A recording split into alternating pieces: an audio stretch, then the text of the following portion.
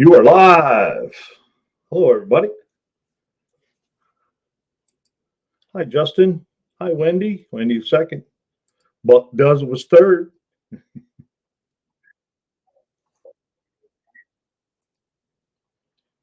right, let's shut her down. Let me do the invite right away, too.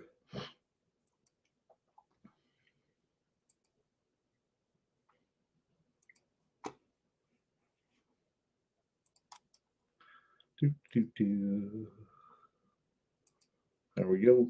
There's the link. Lakes Automotive Diagnostics. Hello, Lakes. Hello, Junkyard D. Hello, Scarlett, the four-eyed Cuda, John.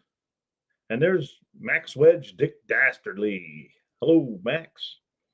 And hey, cousin Mike with the new snowplow. Alive with Buck. Auto Salvage Outlaw. The T-Bird Slayer. Mopars, Mustangs, minivans. Hello, Damien.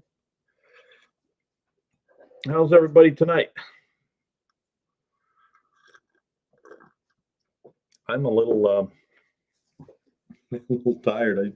I came home and had to take a nap. I worked today. Had a busy night last night. Busy day today. So the buck is up. That sounds like your time is up, pal. Hello, Colleen Tebow. Mopar Den is in the house. Hello, Mopar Den. And there is Vic from Functional Histories. Oh, I did the wrong thing. What a dingbat. What else? Howdy, Buck. Watching from inside the house, too. Oh, it's too effing cold outside in the shop. Had to move everything indoors. Ugh. Yeah, actually, it's about 33 degrees here, and the snow's just starting to let up. It's like sleeting. I had about 2 inches of snow. Way back on Wednesday when I did that little short, they were calling for like 10 inches of snow. So, but I only got like 2 inches. But now it's sleet, so it'll have a nice crunch to it tomorrow. Especially tomorrow morning when I go to clean the driveway.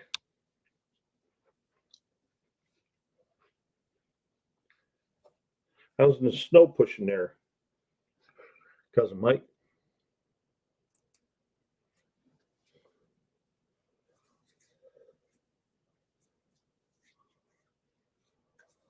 We had a dusting, but didn't amount to much. Wet sidewalks. Well, that's cool. Not much work to do there. Like button, please. Well, thank you there, Damien. Button, everyone. I was wondering what that meant. Like button, everyone. Hey, there's Mr. 38 Special. I was just talking about his 59 Chevy today. I was talking to a guy at work. I said, hey, I got a friend out there in Nebraska has one of those. We were looking at a 61 bubble top.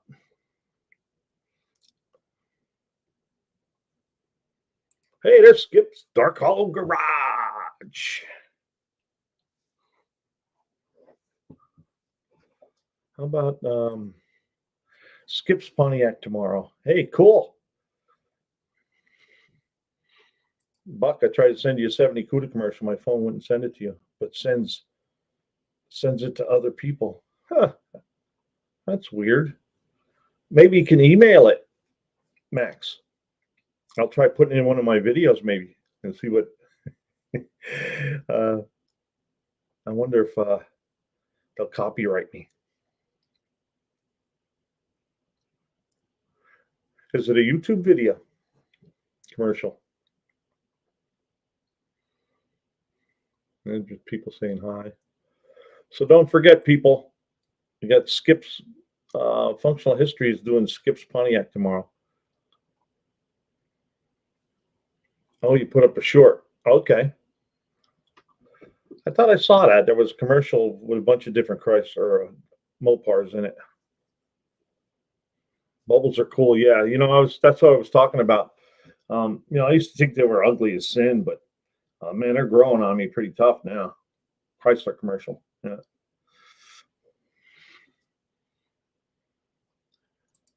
Hi, Colleen. Everyone else, hi as well. Folks, it's cool. Looking forward to see what you got planned. He's going to finish it tomorrow. Chrysler commercial. Hey, there's Jason. Oh, there's Jason. Hello, Jason.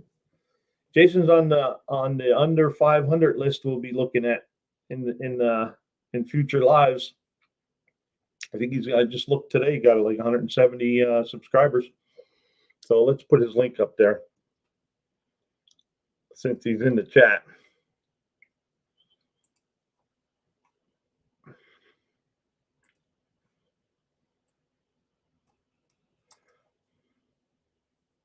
Copy, boop, boop, boop, boop, paste. Now, Jason's one of the newer under 500 contenders. He's shooting for his 500 subscribers so he can race at the No Name Nationals 2024. So make sure you go check him out. There's his link. Hey, there's Michael Blacktree. Hello, Michael. Just got home from work. Hope everybody had a great time during the holidays. Yeah, I did. I had, well, actually, New Year's Day, I was out working on my Cruda and got it to bark off. So that was a good day.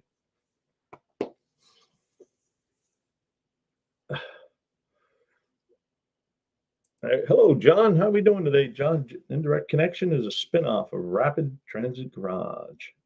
Yeah, he raced last year. I raced him. But he went under Rapid Transit Garage. So now this year he's going to do his own channel.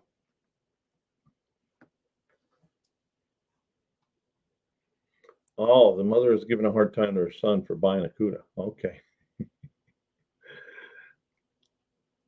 I'll definitely check that out. I watched most of it. But what happens with me at work, I start watching a video and then the boss comes in. I got to shut her down. But hey, Turbo Tom. Hello, Turbo Tom. Is everybody saying hi to John? Yeah, I have John's channel up here. We'll take a look at here shortly. We'll wait till a few more people roll in. Oh, there's 17. So I'm actually here helping Jay right now. Ah. Hey, tell Jay we said hi.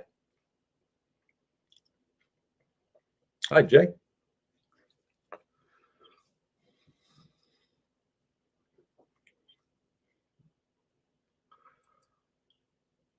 And Jason's third person registered for the inaugural No Name Nationals.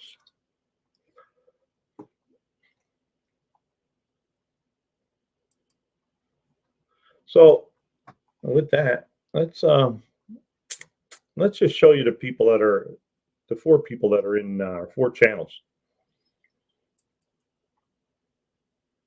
I won't get into it this week, but we'll put their links up so everybody go take a look. And then I'm just not prepared. Share screen, boom. John Wilburn's channel, boom. There we go. So we got Dented Dreams Garage. We got Absurd Ty Higgins. Indirect Connection. We were just talking to Jay there, Jason. And then Scarlett, the Four-Eyed Cuda. He's in here somewhere too. But Dented Dreams Garage, right? Let's look at his.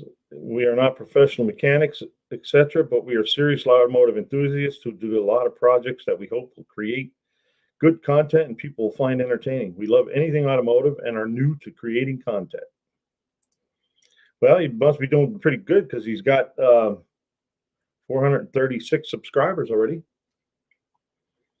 I don't know when he started though. So let's hit the subscribe button. Bam, we subscribed. And then I'll put his link up here for everybody. Want to go check their channel out. Hopefully this week. There's Rapid Transit Garage. Hello, Jay.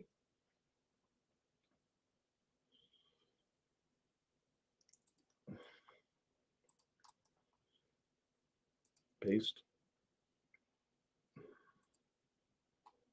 There's Dented Dreams Garage. This link right here. Foggy is all about the No Name Nationals. I've already talking about the needed repairs, maintenance for the Rabbit.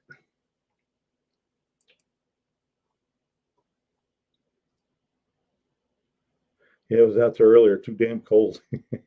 Did you get a lot of snow, Max? We only got 2 inches here. So let me go here. Where are we at?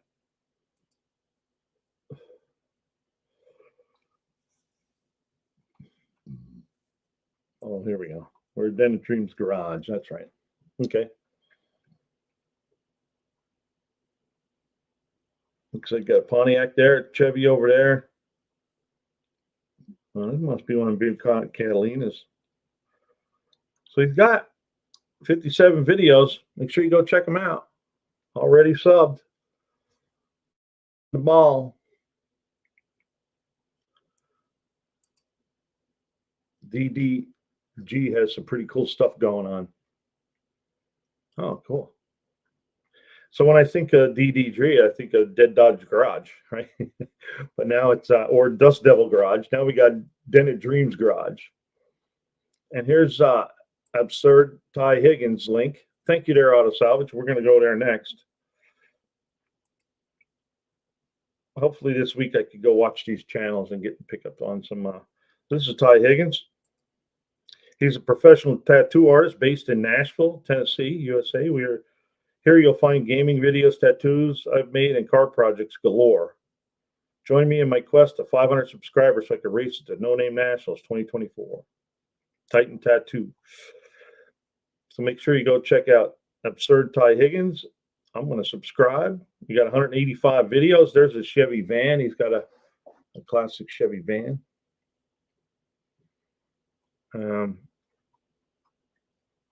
Oh, he was at No Name Nationals last year because there's Clint Street Machines car right there,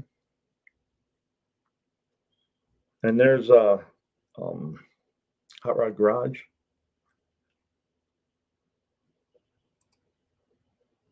He got a bunch of cool videos there.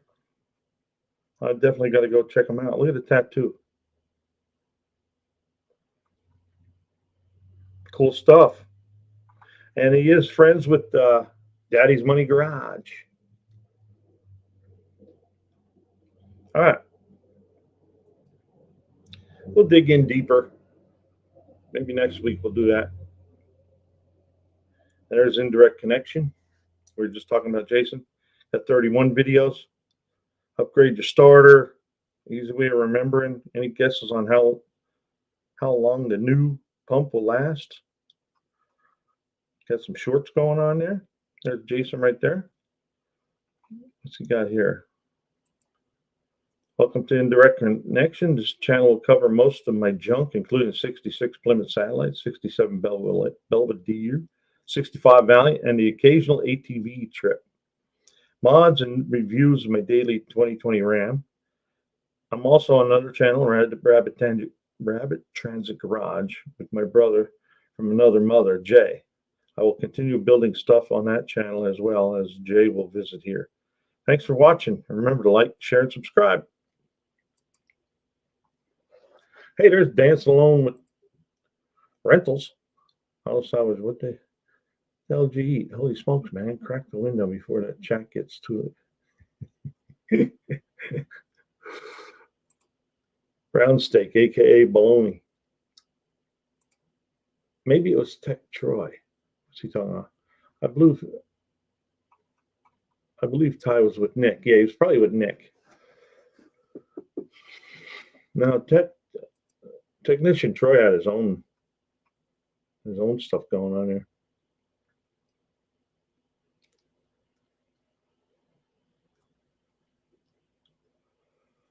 Another 63 Plymouth came today, and carb kits. Getting my buddy's 63 done in 1/64 scale. Oh, cool. That'll look neat there, Max.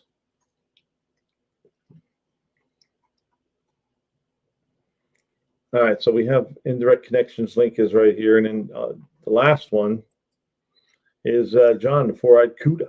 Or, yeah, Scarlet, the four-eyed Cuda. John. He was in it last year. And I don't remember where he made it to. He made it to 150 some subscribers. And then he changed jobs and stuff, so he wouldn't be able to make it. Hey, Buck, show people how to subscribe. Nobody said there. All right. Oh, well. All right, here's the subscribe button. There's a couple different ways. On their videos, you can subscribe. Right here on their channel, I'm already subscribed, and I have the bell ring for all. So then, when you go down here and then play one of 4-gauge wire or cable, if you will. Play one of John's videos. Of the There's another subscribe button right there. Compartment and over to the positive side right. of the battery. In episode 2. And then if you look at one of John's shorts, there's another subscribe button right in here. So there are many different ways you can subscribe. But there's that beautiful 71 Cuda. Oh, on his. let me see. Oh.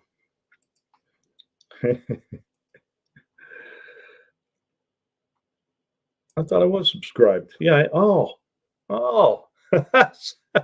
I thought I was subscribed. Huh. I am now.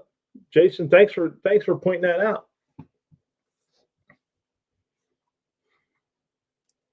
On mine. Getting Dad's 64 Max Wedge Plymouth done too. Oh, cool. Red car is amazing. That's a nice car. It is. Does it count? Does it count 3 times if you hit all 3? No. You probably were. YouTube likes to take stuff away. You know what? That's probably it. No, we got it this time. You can subscribe on Jason's channel right here, right? And I have you can go to one of his videos, right? Hey, welcome back to Indirect Connection. And then Today, subscribe here. I'm going to get started on getting my 67 Belvedere ready for power tour.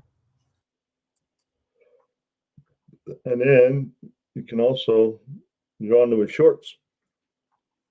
That doesn't sound right. And subscribe there. Oh, we don't want to unsubscribe. All right. And don't forget John Wilburn's channel. Anything that goes on with the No Name Nationals goes through John Wilburn's channel. He, let's see, you can see all his lives. He just did that one last night I missed.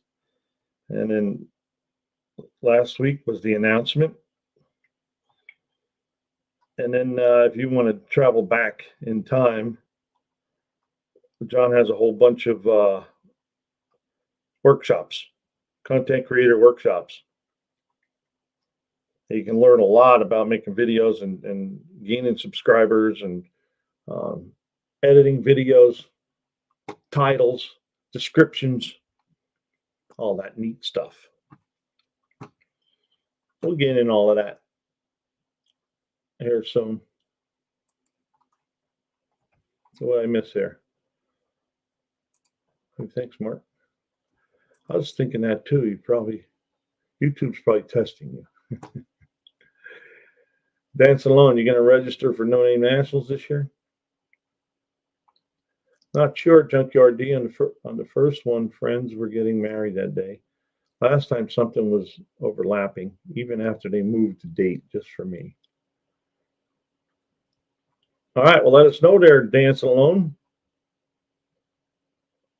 Be nice to meet you face to face and shake your hand. 38, fourth time might be the one. Wendy. Oh, hello. Happy snow day. Did you get a lot of snow up there, Wendy? I had to resubscribe to multiple channels.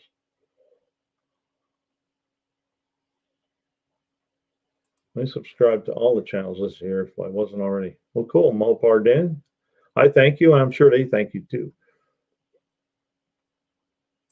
YouTube took away our ability to turn off unskippable ads. I'm not happy about that. I had mid-roll and unskippable ads turned off because they're annoying. Yeah, well, I pay for YouTube Premium, so I don't have to watch the ads. Well, they were annoying when I was doing channel reviews because the ads would come up.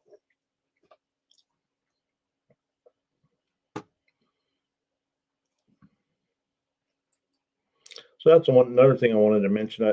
I've been signing up for a lot of overtime, so I might not make it in here every Saturday for a live, but I'm sure as hell going to try. I try to sign up around it.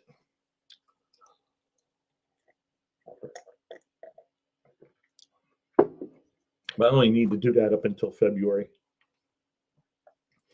And by that time, we should have Oh, it is. Hello, John. Hello, Buck. Here, I thought I got my white balance all set up. Got your white balance set up. Is that the white hair balance? Yeah, that's this white balance. Yeah, You got chrome in the beard. exactly.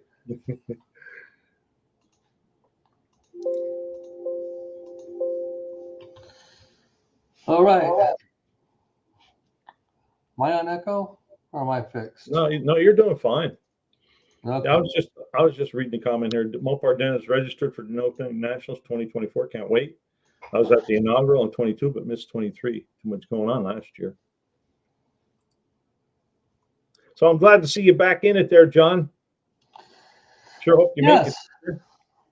I dropped in because I wanted to, I guess, give a sneak peek. I was on Levi's Garage live a couple nights ago and mentioned some things as far as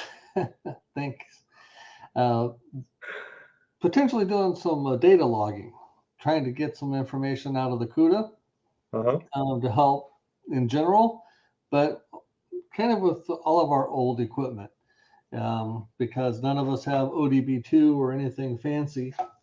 So I'm going to try to share a little bit here, see what I can figure out. Okay. So I got a Arduino that I set up. Oh, okay. So it's got an Arduino Mega.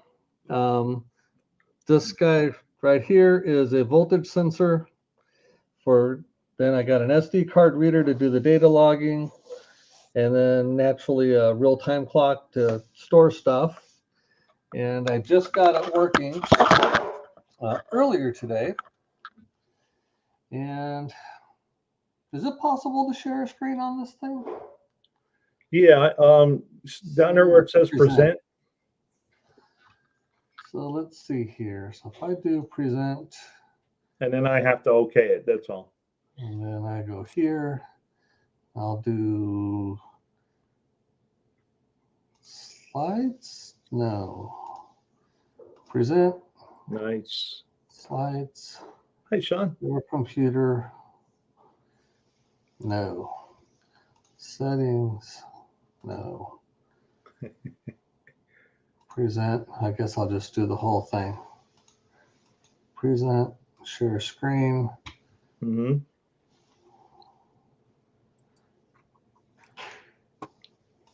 So this is going to be gobbledygook. Well, it all starts out as gobbledygook, right? You have to fine tune it. Never done a share screen on StreamYard. So allow window.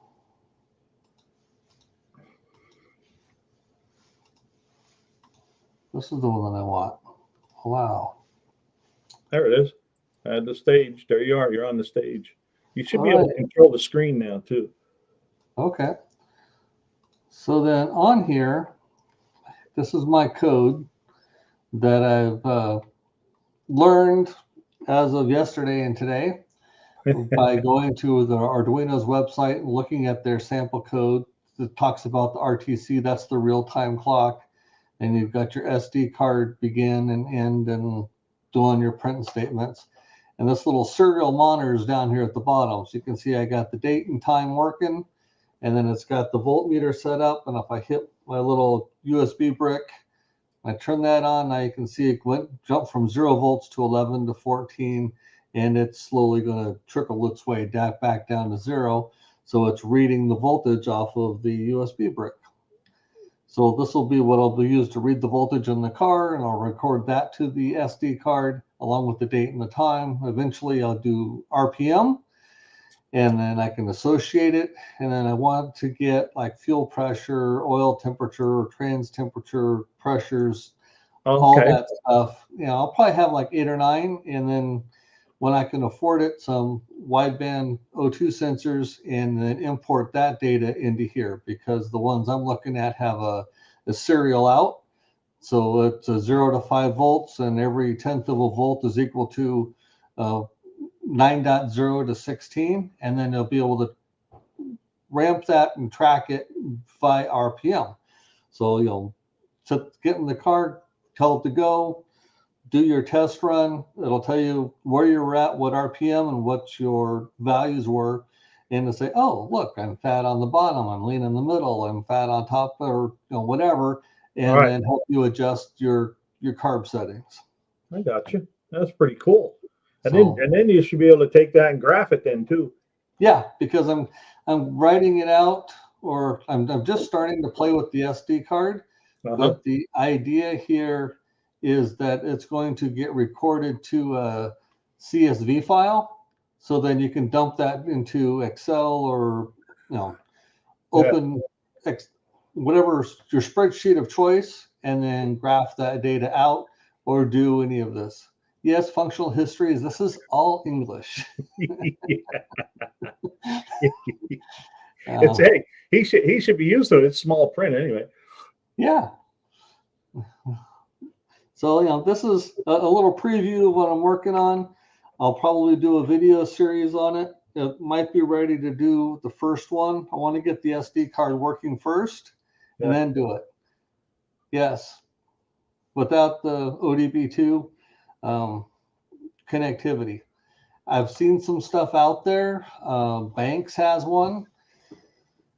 It's called their iDash system that doesn't require a data logger, but it's like $450 for the head unit, and then $350 for each of the tail units, and then you have to buy all your sensors. It's like, this is going to be $1,200, and I haven't hooked anything up to it yet.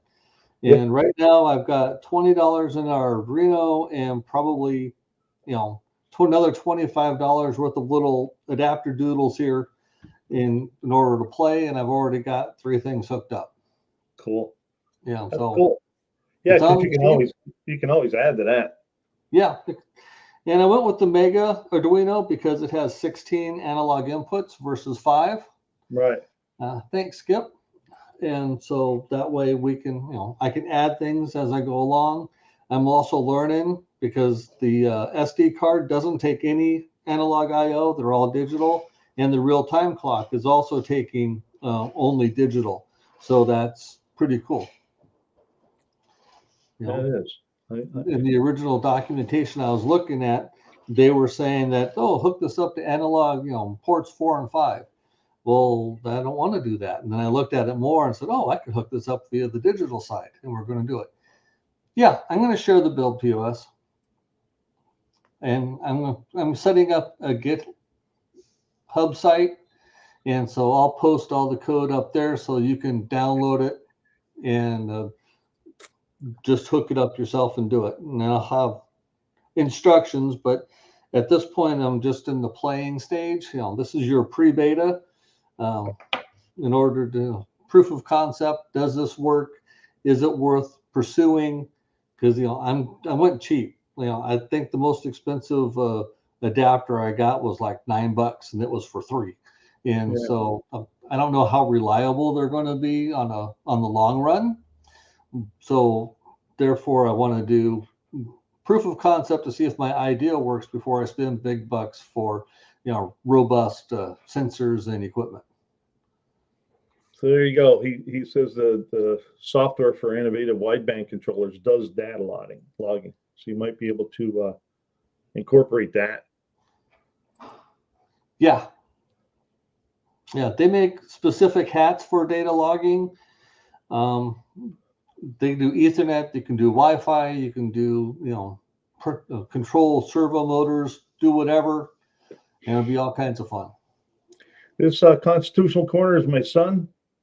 He's Okay. really good. He's really good with all that computer stuff. So if you need any help with some of that programming stuff, he's willing to help. Well, I may do that. My undergrad is in computer programming, but I graduated in 1989, so Yeah. it's a little rusty. Yeah. So you can always email me, and I can get a hold of him, and we should share our phone number anyway, and that way Yeah. I can get a hold of him, and you can talk to him. He'd be glad to help you out. He's really good with that stuff. Cool deal. There you go. Hey, there's JB's little shot. Hello, JB. Uh-oh. Now we got to behave. I mean, yeah. Well, you got to be quiet when JB's speaking. very true. He doesn't like to be talked over. Hey, JB, welcome aboard. Yeah. So you're so how much? I guess it doesn't take too much data up, right? Do you have anything in there where it'll only take so much data and then start writing over it? Not yet. I haven't done that. Right now, I have it pulling every 250 milliseconds, so 4 times a second. Right now, the Arduino is able to handle it without any problem. Right. Once I start adding other pieces of information, I would hope that I can get it down to every 10th of a second. But I want to make sure that it can record everything. I'm not thinking for drag race purposes, but just use that as an analogy. If you had an 8-second car and you're doing it every 250 milliseconds, that's only 32 records. Yeah. 4 times 8 is 32. So, that's not a lot of information from a drag run perspective. But I'm thinking more from a tuning, get in the car, drive it, say, all right, what did my data pull through the different RPM ranges? I don't know if I'll do a throttle position sensor. That's not, normal carburetors don't have that. No. So that's a little bit of a pain to try to hook up and calibrate. But engine RPM, wideband, O2s, Yeah. Oil pressure, oil temp, trans pressure, trans temp, fuel pressure, all those type things that maybe that they've got a couple of adapters for doing environmentals. So temperature, humidity, barometric pressure, stuff that way. It might be useful from a drag racing perspective for tuning, but for day-to-day driving, I don't think you're going to make those type of changes on the wheel. And this is mainly for like a carbureted engine, not fuel injected, computer controlled. Yep. Carbureted engine, just to get your tune right. If you swap out your logs and you put on headers, okay, how does that do? Do I need to adjust anything now because I've got better scavenging? Or do I swap my intake manifold? What's everything look like? Readjust your carburetor, that type stuff. So he's saying you should be able to pull your data way faster grabbing from live sensors. Just visually, you won't be able to process the data, but the data will be able to be captured and stored at as fast as the clock can run. Sounds cool. Yeah, right now I just have a simple delay statement in there of 250 milliseconds, just so I'm not flooding myself. I have a sensor delay read, 250 milliseconds. Right. How fast is the clock? Right. It's 16 megahertz, I believe. Okay. Yeah. So, there should be a ton that way. That's cool. And the voltage sensor, it can go up to 25 volts. Yeah, so I have it, just hooked up to a brick. So 11, 14 14.7, 14.46, so I just wanted to calibrate it a little bit to make sure that when your car's charging, it's not clipping, but at the same time you get accurate readings. So just cool. playing. I always wanted to. I thought about either the Arduino or the Raspberry Pi, and I never got into it. That was a couple of years back. I was going to start messing with that. Yeah, I looked at the Raspberry Pi. Unless you're going to be getting into some custom hats and stuff, they didn't have all the pinouts that I thought would make this easy. Okay. With analog sensors, I went with this one because it had the 16 analog inputs.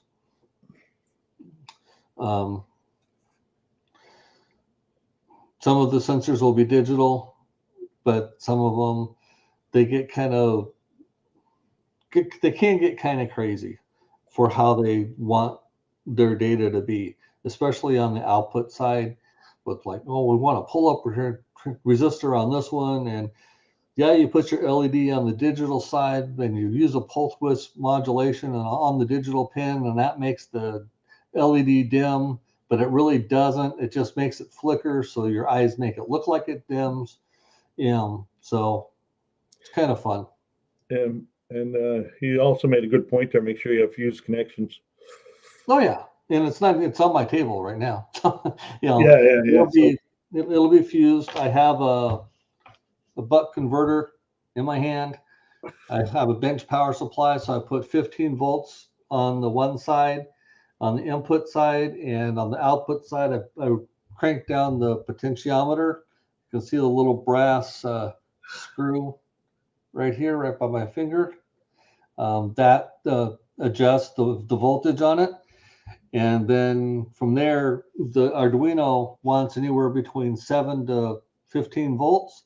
And that way I can get a constant voltage going to the Arduino without having to or I can filter out some of the waveform variability out of your alternator so that you have a constant voltage going to the Arduino. Yeah, we lost Max a while back. That's okay, Max. No. This is just, some people thought it was, or Levi and a couple other people thought it was kind of cool when I talked about my idea before.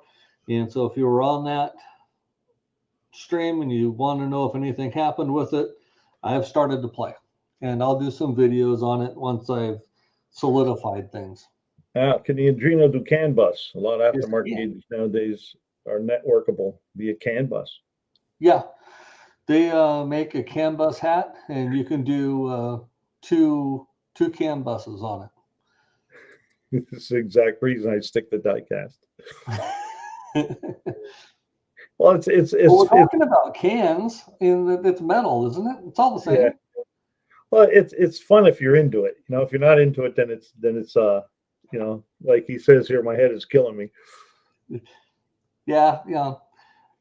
And we can change the subject. I just thought it was kind of cool. No, I'm glad you came in to show us. I enjoy that stuff. I just wish I had more ambition to do it. I got too much other stuff going on. I got a crew to get together. Yeah. And I just put that used engine in it so I can get it running. Mm-hmm. And then, see, Rob liked it. Hello, Rob. Hey, Rob. Thank you.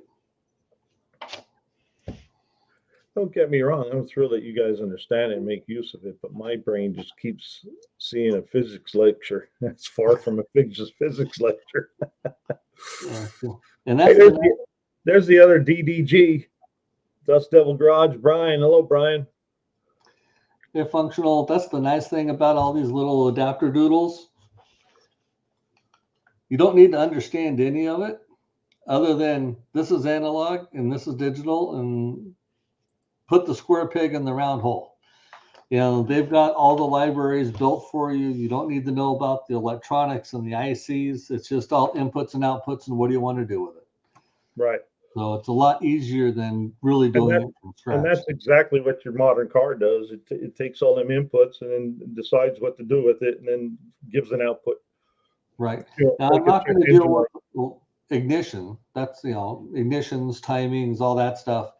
That's not there. Right now, my biggest hurdle from a parts perspective is what I'll call a vacuum.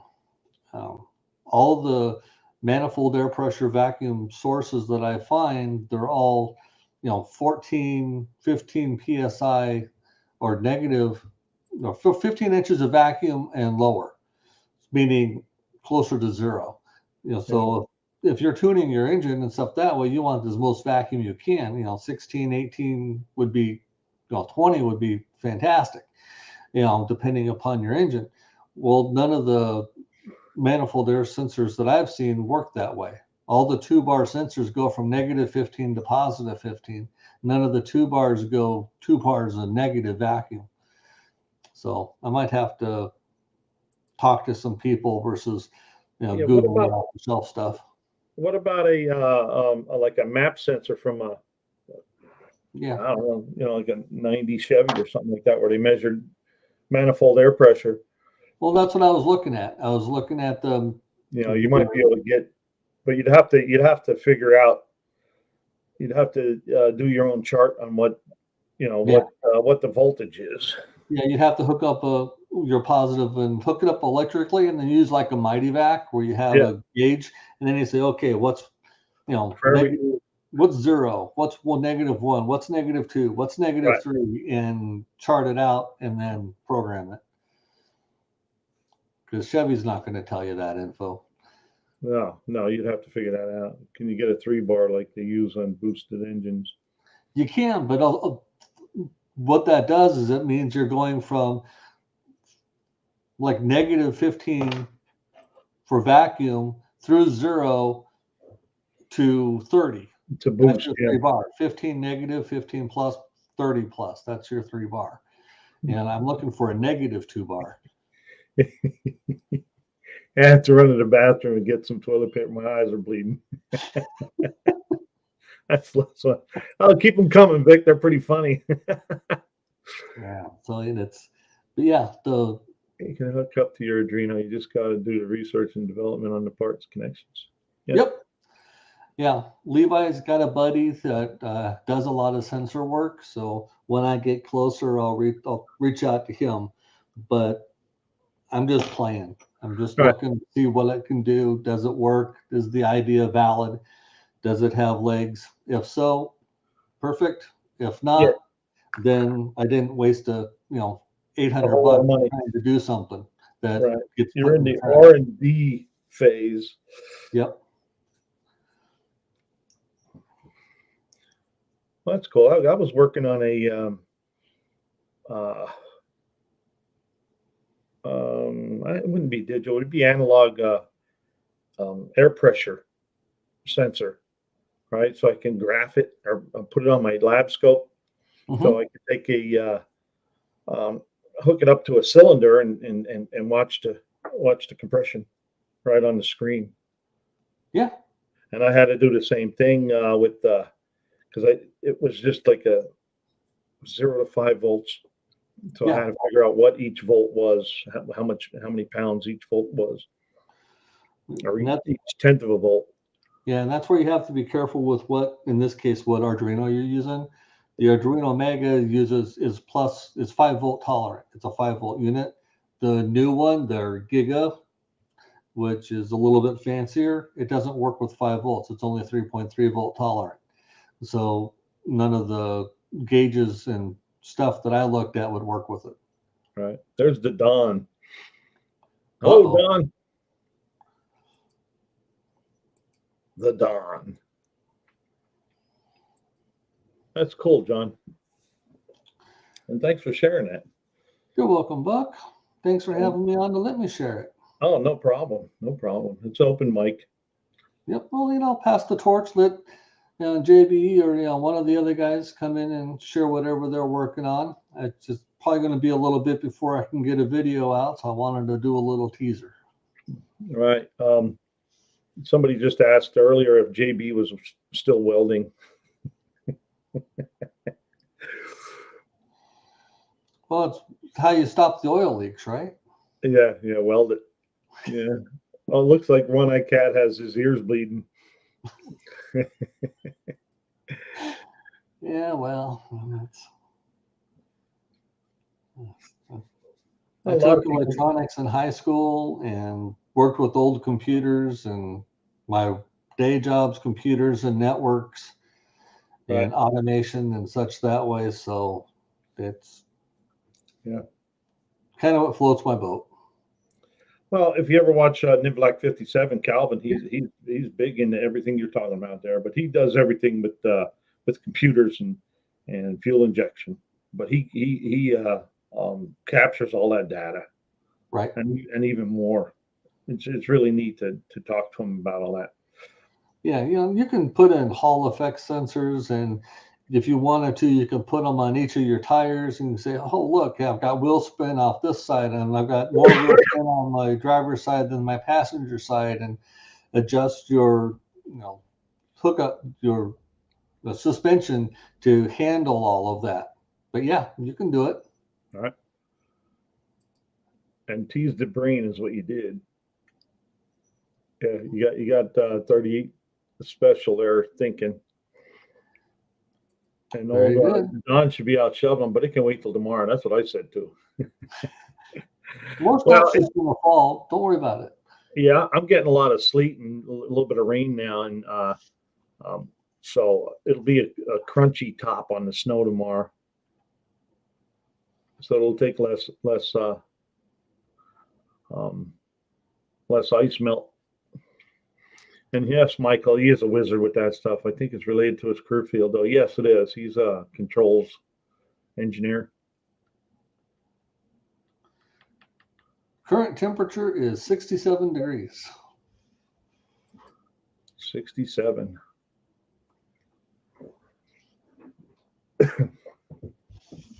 Not to rub it into the people dealing with sleet and snow. Yeah. Low tonight's 53. 53. I'm at 33 degrees. So that's 33 degrees. And I think my low tonight would be 22.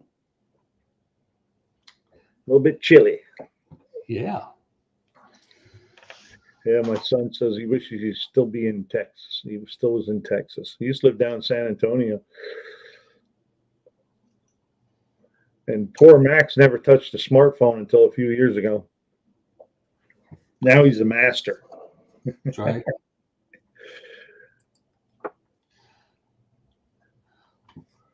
All right, Buck. Well, I'll let you go. I'll let the next person jump in, and I'll hang out in the chat. Thank you for letting me on. All right, John. Thanks for stopping by. It's good to see you. I'm glad you're back in the running for the 500. Me too. Thank you very much. Have a great All right. one. See ya. 69 degrees in Central Florida. Well, that's where Scarlet Four-Eyed Cuda's at. I don't know if he's Central Florida. He must be a little northern. I forget where he's at, but he's in Florida.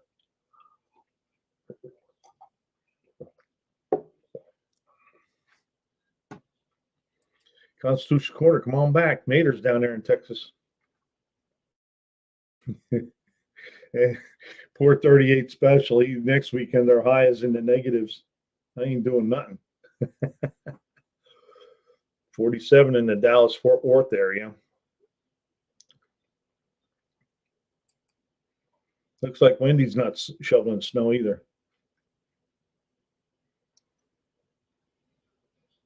Well, cool. That was a lot of neat stuff to talk about there. I know a lot of people's not into that, but I like it. Like I said, I wish I had more ambition to do that stuff.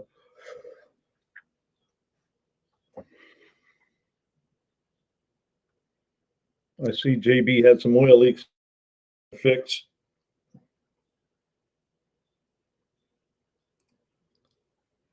I started to watch it, fell asleep. I dig it also. Yeah, Sean, I know you do. It's pretty cool. So, Sean, you staying in Pennsylvania now? You get a job in PA? Just curious. Hey, there's Hunter. Hello, Hunter. I didn't get to say hi to Pure Pontiac Garage. He's popped in here a little while ago, but John was talking, and I just I didn't forget about you. Anybody saying hi to Hunter? So, we'll definitely get back onto reviewing the channels. I need to look at some of look at the channels, and I hate to go in there and not know what they're doing and just find stuff out. So, hey, there's Mark's Garage Channel. Hello, Mark. Good to see you. How's the puppy doing? Oh my God, have you ever tried to put a complete grill in a 66 Tempest all at once? F this, it's killing me. Oh, got lots to chat about next time we catch up. Oh, cool. Yeah, I've been wanting to call you, but I've been working overtime, so I haven't had much time to myself. I'll give you a buzz. Well, you can always call me too. JB's Shop. I sure hope you like my packing peanuts. Missy's great. All right. The dog's doing great. It's a blistering 31 here, but feels like 24.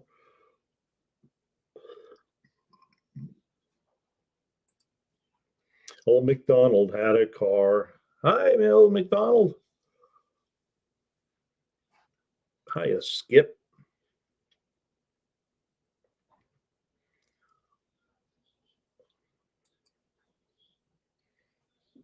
Wow, that was almost an hour. Cool. Time's a flying. All right. Let's shut that down. Shut that down. How come what's going on here? I got to go look at something.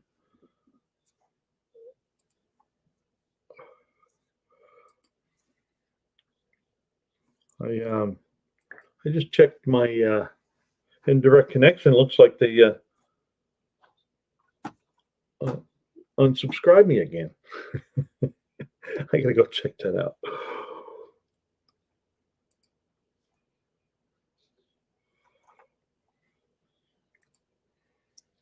Cool username, yes, it is. 67 GTO grill in Tempest. There you go. Should fit. Mohawk. Did Mohawk sneak in here? Yeah, there he is. Hello, Mohawk.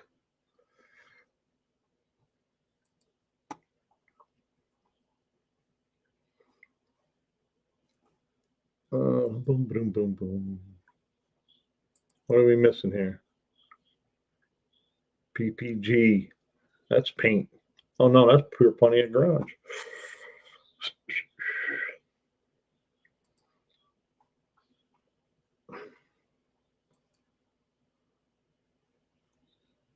Got to go work on my crap. Talk to y'all later. Well, thanks for stopping in there, Jason. Have a great night. And you'll be seeing your channel up on my channel here very shortly, along with others. Hope I didn't cause anybody a migraine. Just Vic, but he'll get over it. He's in the house where it's nice and warm.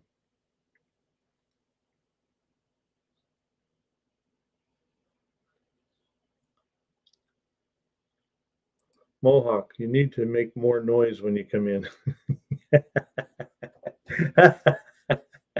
Yo, Mohawk's in the house.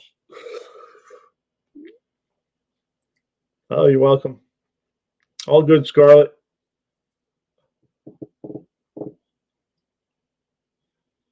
That's a joke, Max. I'm working on 160 Skips Pontiac, kind of playing around. All right, I'm going to go look for indirect connection here. Make sure I'm still subscribed.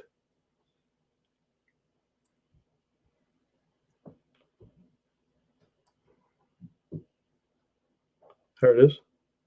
Yeah, I'm subscribed. Okay. Hey, he's got 173 subscribers now.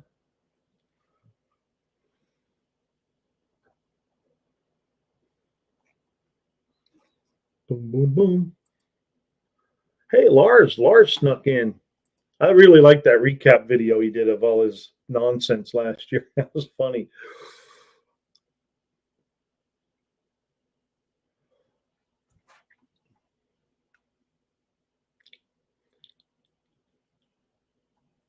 There's a whole lot more videos than that, though, Lars, right?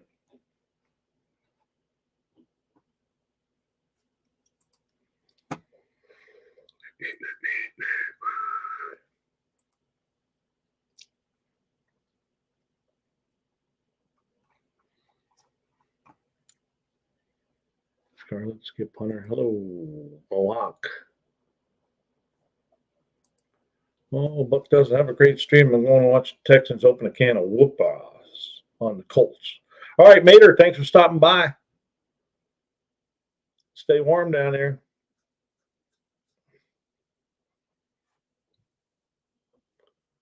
SMB, getting much shop time?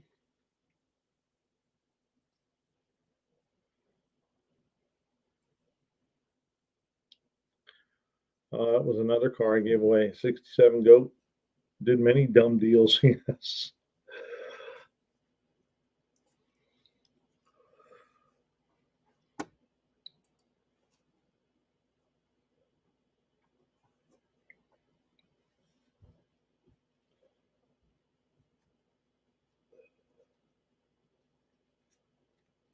Peter, that youngster is good.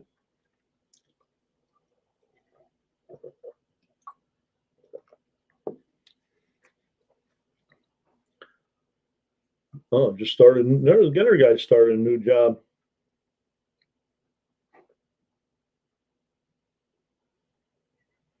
All right, Skip. Hope you're feeling better. Take care of yourself. See you again soon. You've got to go, guys. Been sick this week and falling out. Enjoy. Have a good night, Skip. Hope you feel better, Skip. Hope you're feeling better, Skip. Or hope you get feeling better. Get well soon, Skip.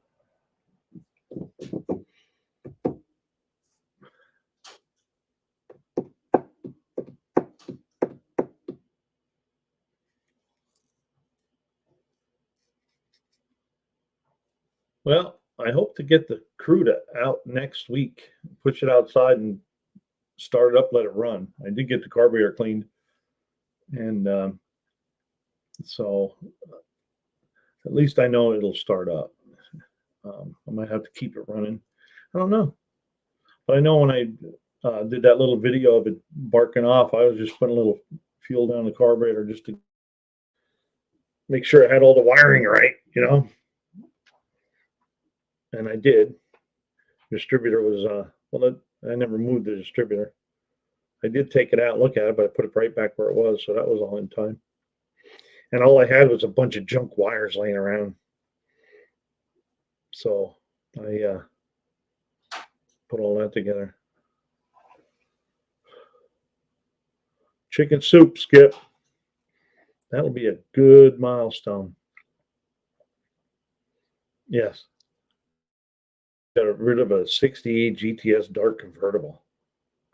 It's at car shows now. Wow, Max.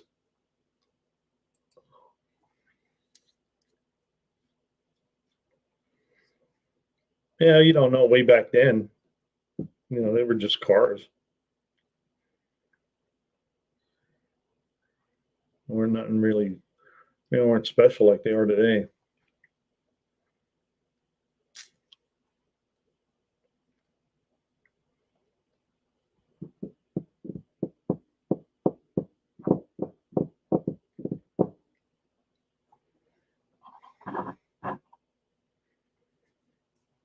Yeah, I just got brake calipers and hoses shipped now for the Cruda. So it won't be long. A couple weeks, I should have. Hell, if I kick my butt, I can have that this week. I could have it running and driving off the bottle. You know, I just have a electric fuel pump temporarily mount it. Could have gave you some wires, Buck. I didn't think about it, Max. I just ordered a cheap $18 set, like $30 with the shipping. That's all, because that's what I said. That engine's only in there temporarily anyway. It may be in there temporarily for a year, but it'll be it's still temporary. And I just seen that short, seen the two around it. Okay, yeah, I backed off on putting a short out every day. I've been doing every other day or so, or when I feel like it. It's not that I can't get a short every day, but trying to get out of that mindset of putting one out every day.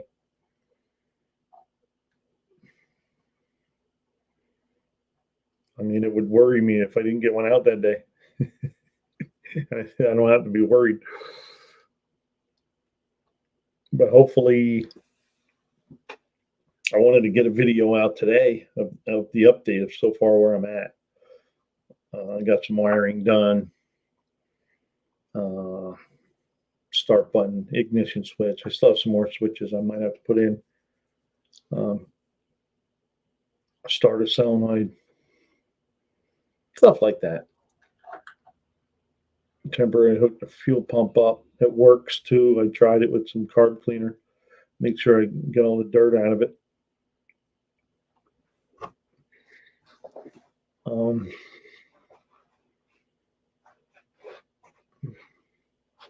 I have a set for stock cap. See, I should have. Well, you don't think of that stuff until it's, hey, I want to get this thing running. Where we can get wires. But there was a whole bunch of wires that came with the car, but they were all those 8mm, real thick ones. I just shoved them in the cap, and they weren't even the right connectors for in there.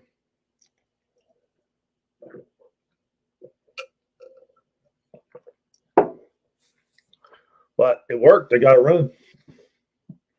I have a set coming. Should be here in no time.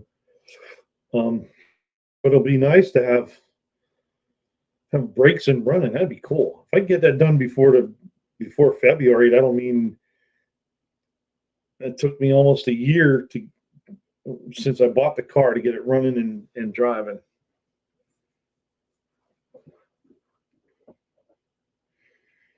Because I have the seat in it, the gas pedal, brake pedal, master cylinder, all that stuff's in there. Just got to put it together and bleed it, and I just left the old rotors on there for now. Maybe later on I'll put new rotors on.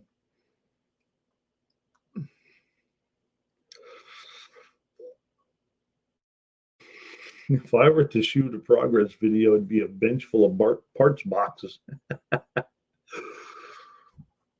Well, that's my problem right now is, it's all right to be doing all this stuff, but you still need the cash and get the parts here to do it. So that's why it just takes a little longer. That's all. But I'm all right with it. I would just love to be able to take it out of the garage, turn it around, pull it back in, shut it off, and then I want to pull the gas tank down out of there. Sometime in the future, I want to pull that whole rear out of there and make sure all the bushings and the springs and make sure all that stuff's good. But that's far down the road. I need to get I need to focus on what I need to do to get it to No Name Nationals. Because once I get it running, driving, radiator in it, all that stuff, then I'll start working on, the doors, the trunk. I got to put a trunk in it, or build a frame for which is probably what's going to happen. I'll build a frame for a fuel cell instead of putting a gas tank back in it.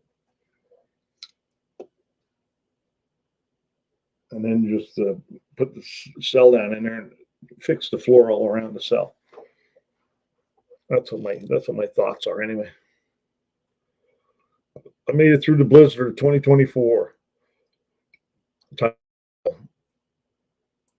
Well, don't take Don with you. He's waiting until tomorrow. I just got the kitchen out of the shop today. Next will be the car. Okay. Well, that's the plan there, Michael. I'm going to do what I can to get it there. And if not, I have a backup. So, I won't have, I'll just have the, most likely just have the used engine in there. But that's still okay.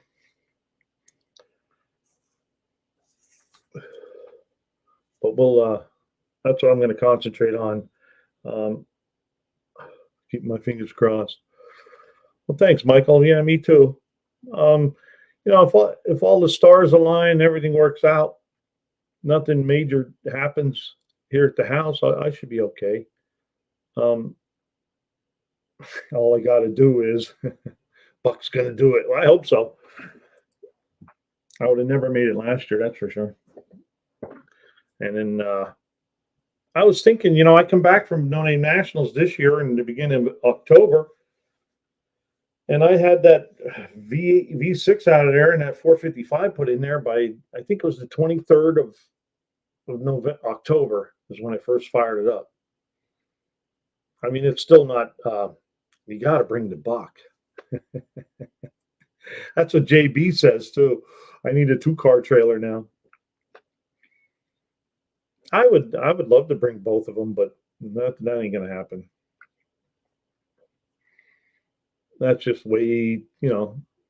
Another thing I got to realize too is I work by myself, so you know a lot of that stuff takes a lot longer. You know, especially when you're putting an engine in and you're by yourself. You know, you got to be a little more careful. Can't be messing around. You got to get it in there.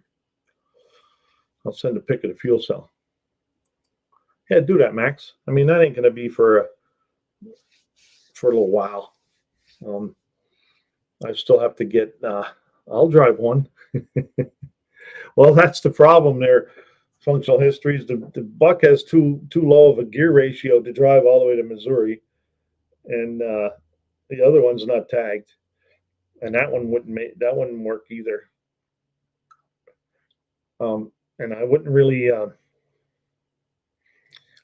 want to. I won't have time or the money to rebuild a transmission, put it in the Buck, so I can an overdrive. I have an overdrive to go in there.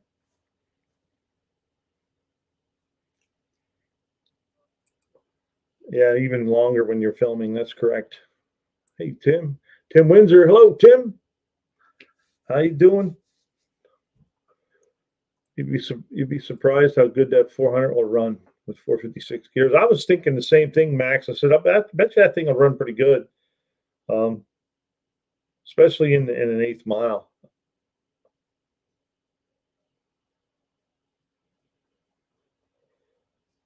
Me, myself, and I. That's the crew most of the time. That's my crew most of the time.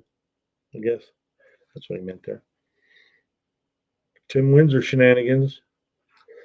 I'll drive slow, and I'll start early. I'm good with a leisurely drive. I have 2 trailers.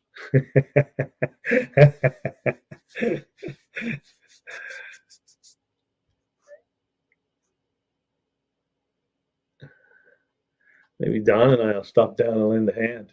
Hey, that's cool. But what happens with me is I only do I only order like I just ordered, you know, brake hoses and calipers. So when they come in, I just, you know, spend a day on one side, spend another day on another side, spend another day in the back. And then in that meantime, I build up some cash to buy more stuff. I wish I could just have the big pile there, Say, come on down, let's put it all on. But that'd be cool if you guys want to stop down sometime. I don't have a tow rig, so I'd have to drive the project car from Florida. Well, Tim, I don't think I'm getting anything right now. I don't hear anything on the window. It was sleeting earlier, but I think I'm up to like 33 degrees now. And the snow is stopping. Oh, I have a drizzle going on. 33 degrees.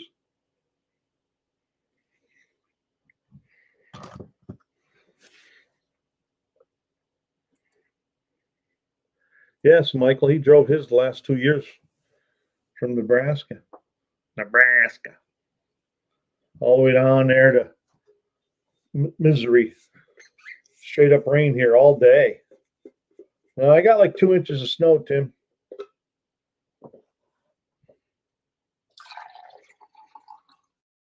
But I cleaned the driveway off until tomorrow because I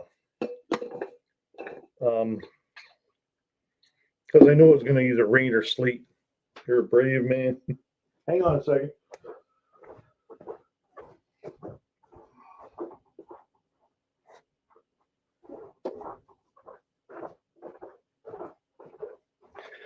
I just spilled water on my keyboard. I had or dripped water. I wanted to get it off of there before any smoke starts. Michael says 38 Special is a brave man. He says, or not just too bright.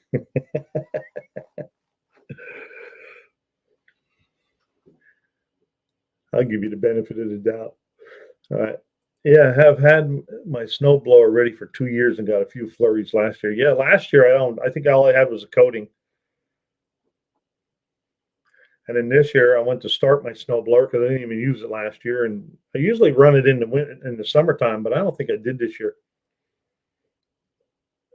And it wouldn't start. It was flooded, is what it was.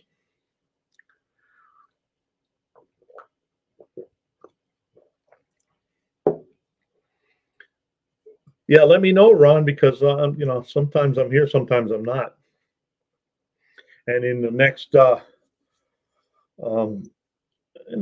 this rest of this month and next month, I want to do a lot of overtime. Then I'll lay off for a couple weeks and jump back in. Buck, I have to bail. Family time. She's making me work. All right, Vic, good to see you. Have a great night. Barely snowing here, maybe 3 inches. How much did you get up there, Ron? You get a bunch of inches? Later, functional. See you guys.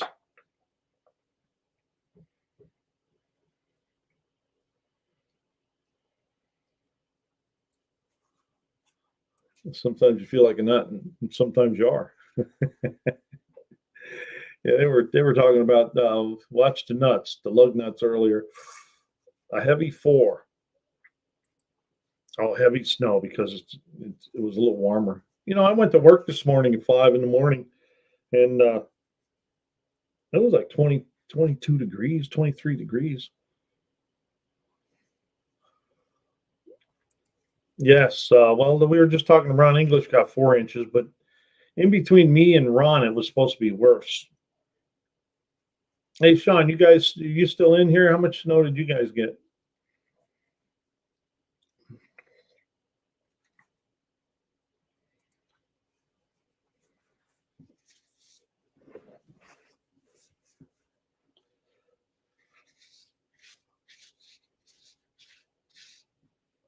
Yeah, I definitely want to get that crew to brakes on there and running so I could test my transmission. I mean, just in the driveway, I'd like to test it.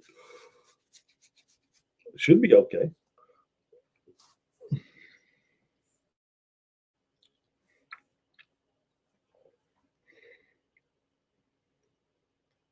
Never built me one before. This is the first one.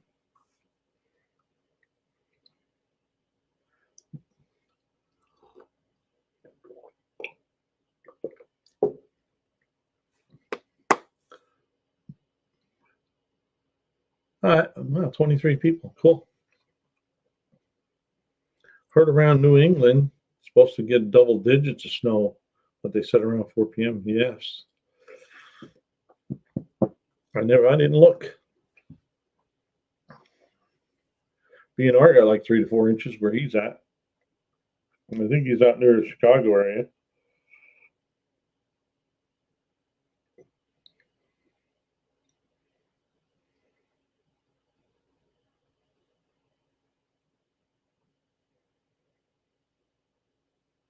Yeah, it's just about past me. About another hour and a half, maybe 2 hours, it should be past me.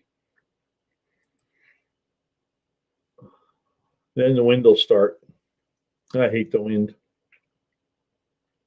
I could do without wind. Breeze isn't so bad, but wind. Maybe that's from working outside all them years. Oh, there he is. There's the Ron. Ron. You ain't wrong tonight. No, I thought I'd jump in. We was talking about snow, getting ready to head out and Do some shoveling. getting ready to go shovel. I'll show you what we got if you want to see. Yeah. Let me turn it around for you here. I could broom the porch, which was like I said, it was a heavy force. So let me turn it around. Here's the front porch. This is all, where are we at? This is all brick. I'm going this way. I got to turn, I don't know if I can turn this camera around or not. Probably not. I couldn't tell you how, though. It says cam. Hold on, camera. If I turn it around. No, it shut it off. Oh, now I know what that button's for. But no, we can do. Oh, tell you what, maybe. Hold on. Turn this porch light off. This is the Snowy White. That's a 2003 Grand Am GT waiting to have a little loving given to it. Oh. Yeah, well, it's actually turned into a drizzly rain, so it's going to get heavier from here. Right. So it just went to 3.8 inches. Yeah. Is that fair? yeah, that's fair. Yeah, I know exactly what you're talking about. Well, I got a neighbor over here. He's he doesn't walk so well. So on my way to the car, I do his on his porch. Yeah. So that's that random act of kindness. You don't even leave a note. You just do it. Does the Grand Am have a 3800 supercharger? Not yet. Not yet. Not yet. No, if anything, it's going to get all new front suspension first. Scarlett says that's a lot of dandruff. Yeah, it washes off with a good wax. A hand rub, excuse me. Yeah. Sorry, I don't know if that was. No, it was all right. Yeah, it was all right. Well, I didn't. They put that brine down today. Yeah. Don and I went hunting and was like, oh, I don't want to drive in this stuff, especially after it got wet. Yeah. That stuff's nasty. Well, it's supposed to rain like Tuesday around here, isn't it? I wasn't watching the news lately. I couldn't tell you. Well, I like to pay attention to when it rains because if we get like a good downpour, I'll drive it up the Beltway, and I'll find puddles. Yeah, I do the same thing. Try to wash the underneath. Yep, blow it out from underneath. Yeah. I like puddles in the back of parking lots that are just warm, melted water puddles. Yeah. Whoosh. And then you got to worry about your ignition system. Yeah. You pick up a misfire. But you know what caused it. Right. You. I wasn't sure if I was going to have an echo the way I did this or not. A what? An echo. Oh, yeah. No, you're fine. Oh, okay. So I don't hear one here. Okay. But I had thought of it when I was entering. Yeah, I didn't hear no echo at all. Mm. All right. So who watched the Pittsburgh game? Not me. I was sleeping. Oh, I'm glad you had. I should have taken a nap. I worked last night, second shift. I went in for first shift today, so I was. Ooh, understandably. I was tired when I got home today because I was busy last night and busy today. Was it in a recliner or in a bed? Oh, in the bed. Yeah. All right. I miss a rather- recliner. I haven't had one in 10 years. Oh, I have a recliner, but I like to lay down in my bed and take a nap. No echo. Fair enough. No echo today. Hey, there's First Responder Garage. Hello, Damien. Clear. All right, I'm going to jump out of here. I don't want to take everybody's interruption or interrupt everybody else's. I got shoveling to do. That's what I'm doing. So, All right. Well, thanks for stopping in, Ron. this is my snowstorm time. It's got to go have fun. Go play outside. Yeah.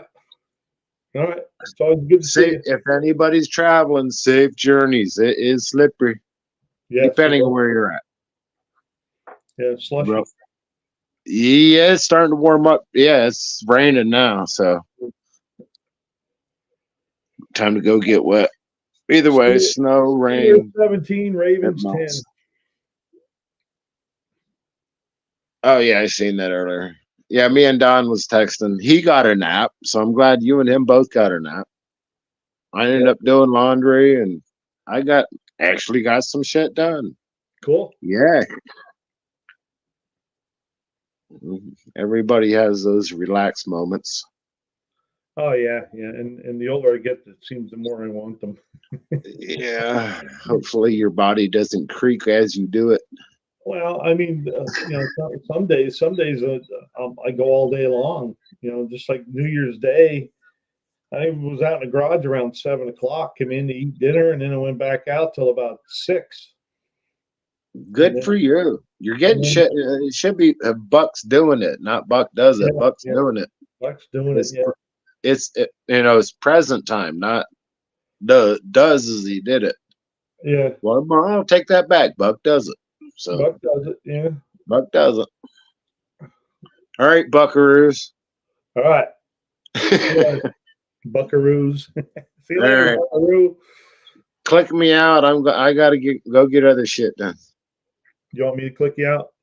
Well, I don't have my cheaters on. I have to Kick from studio. kick from studio. All right. See you, Ron. Here we go. Leave. Bye. See you, Buck. There. I kicked them. I sent the video in 2 parts. I'll check it out there, Max. I'm only going to stay on a little bit longer. Maybe we'll make it to 2 hours. I don't know. What do you guys think? Buck, for the record, I had a ton of fun at Noni National, meeting many and racing away. Yeah, he was.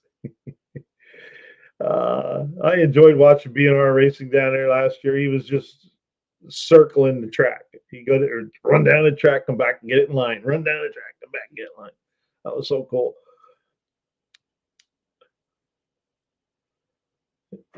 Glad you had a good time. Came from the dark side, Buck Pryor. I called out and I accepted the drag strip and street race outside Nome Nationals. Okay.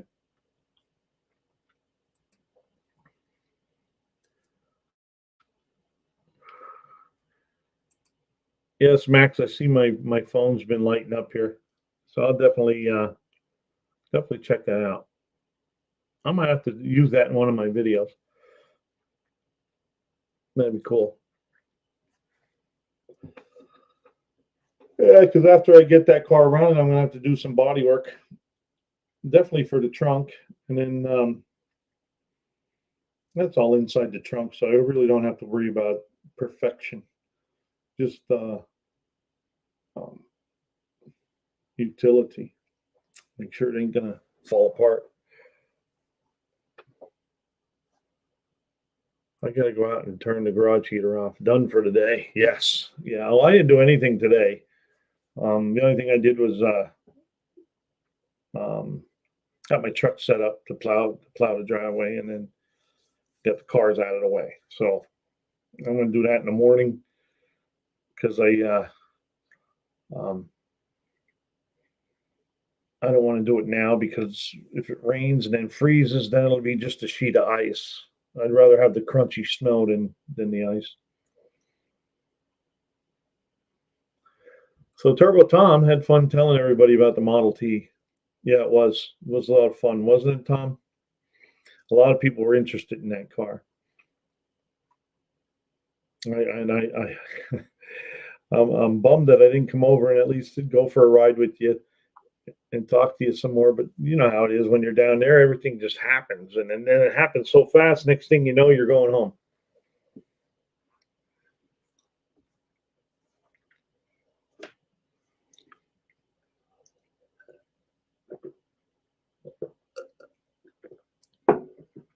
You know, we were out on Thursday, Friday, Saturday, and then went home Sunday morning.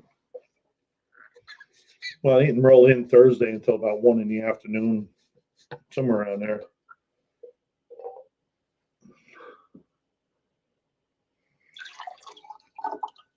What's he say? I filled the heater up today.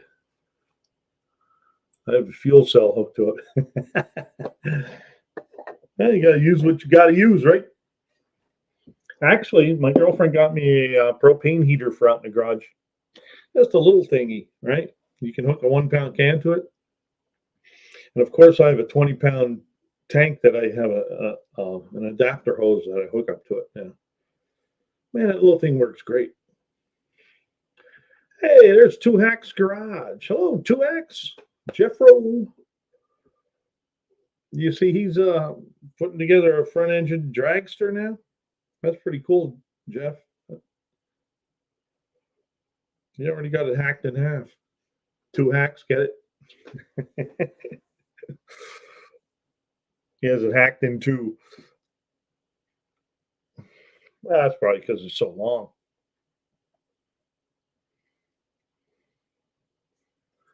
Everybody saying hi to 2Hacks. Boom, boom, boom, boom. Hey, Jeff. Boom.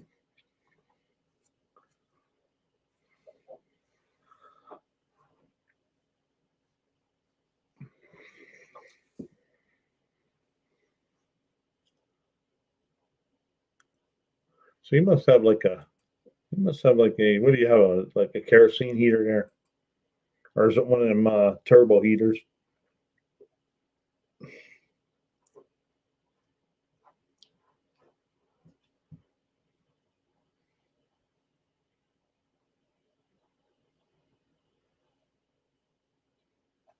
Ah.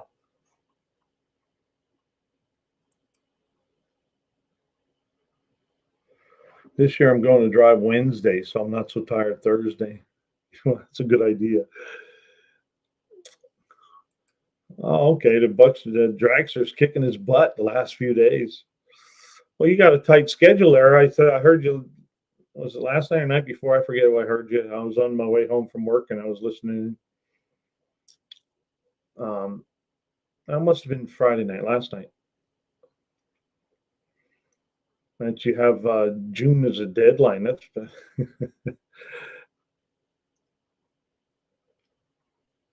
that's a pretty short deadline. 6 months. Less than 6 months. I have a propane turbo heater and a coal stove. Propane is hooked to the house now. Cool. Slingshot is cool, Jeff, but are you going outlaw on the monkey bike? Heading out, Buck and the Buckaroos. Have to go burn up the food saver. Levi is having a live over his channel, if people didn't know. Okay. So Levi is having a live also. And you know who else was having a live? New Guys Garage. Those guys are doing their first live in 2024.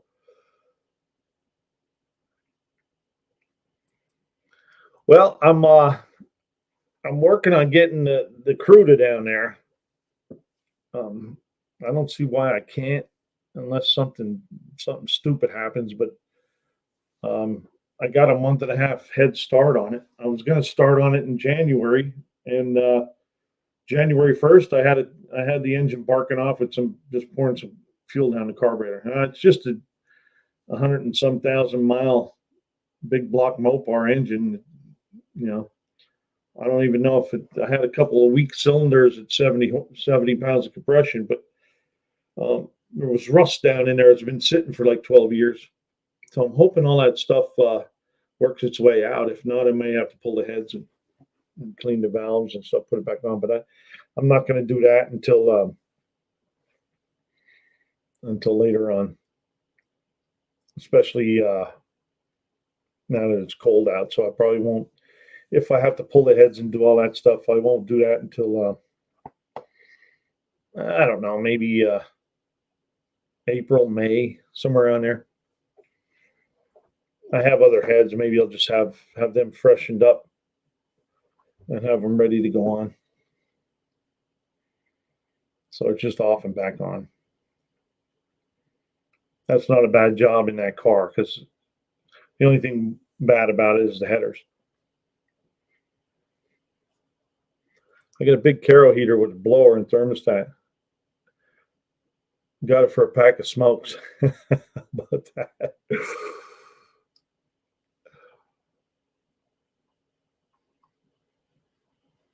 Oh yeah, he's talking about the monkey bike. Cool, Jeff. Your son old enough to run this year?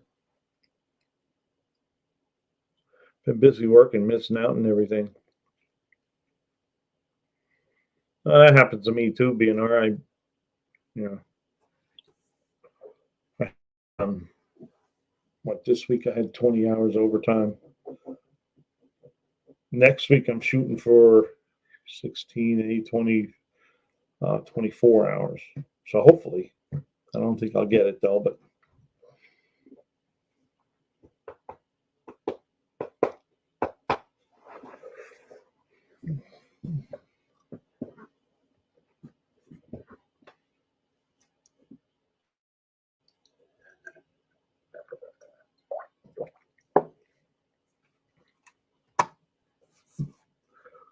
yeah, Max, my neighbor gave me a kerosene heater, just one of them ones with the wick. And she doesn't like the smell of it.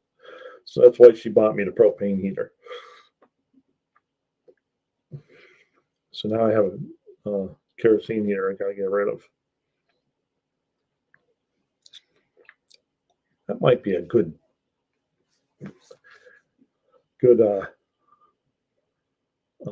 marketplace sell.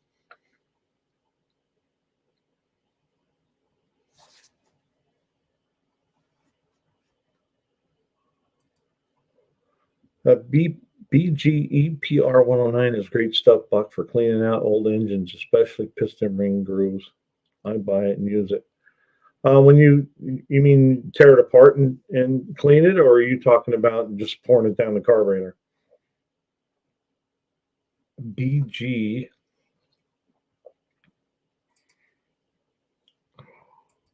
Let me see if I can find that stuff.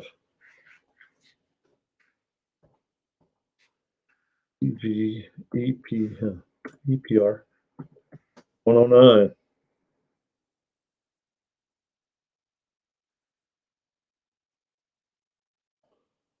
Directions. Hey, unfinished project.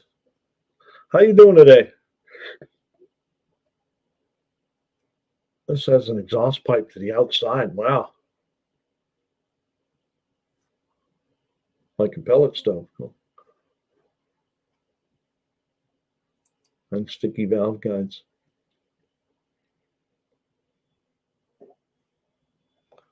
Oh, okay.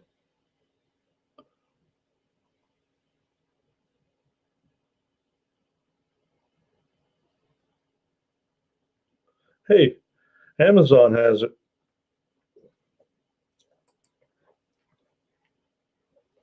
Love and life. Yeah, what'd you do? Get all rain today?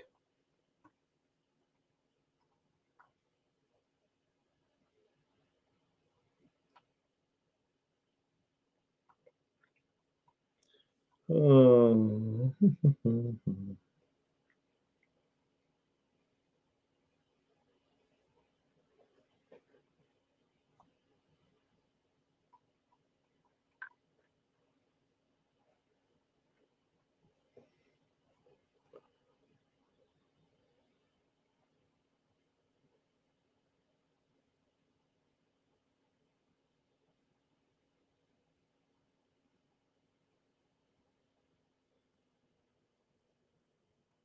oh, this stuff just goes right in the crankcase.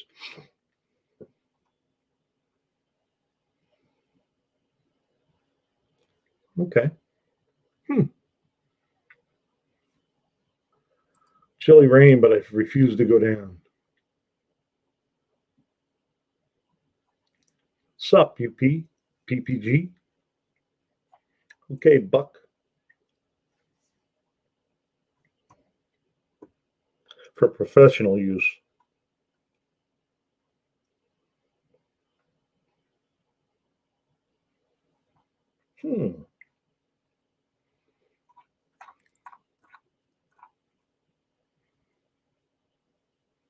I might have to put that on my wish list.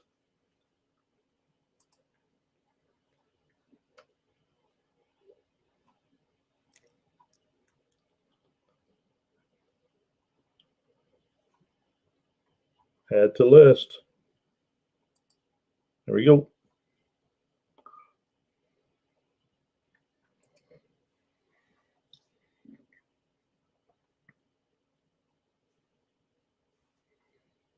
Thank you, BNR.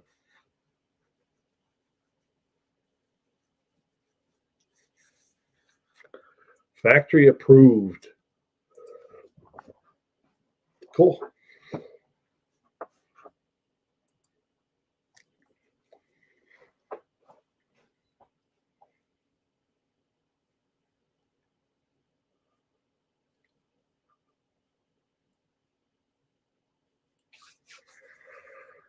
Oh, yeah. 137. I don't know if I'm going to make it, people.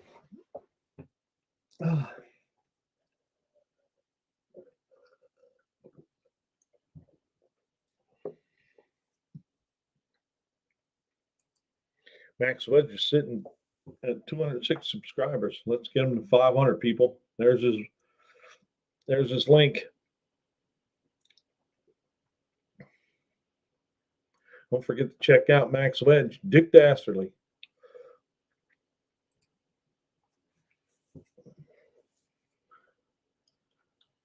Hell of a nice guy. He'll help you any way he can.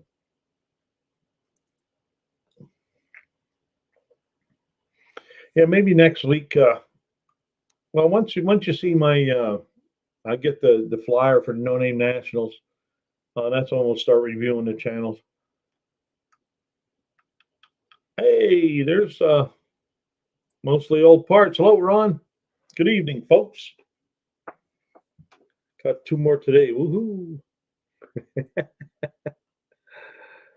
I'm subbed to Max Wedge. Already subbed. Yeah. We probably all are, but make sure you check and see, because like today, I thought I was subscribed to Indirect Connection, but I wasn't. I'm surprised. They might have taken it away.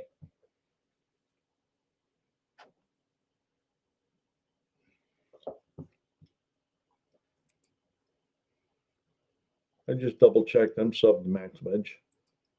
Cool. Well, he's been putting more videos out now too. So, and that's another thing too. The more videos you got out there, the more you get subscribers. Like, I just had that one video go nuts on me, and that was from back in May. So don't ever count them ones out that don't do very well at first. I leave them in there. Some of them do. Some of them pick back up later on, and some don't. Don Matz is sitting at 172. Let's get him to 500. Well, thank you there, UP. And we have 4 people registered that are under 500. Can't think of the name now. It's DDG Dennett. I gotta go look now. Have a good night. Good night, Sean.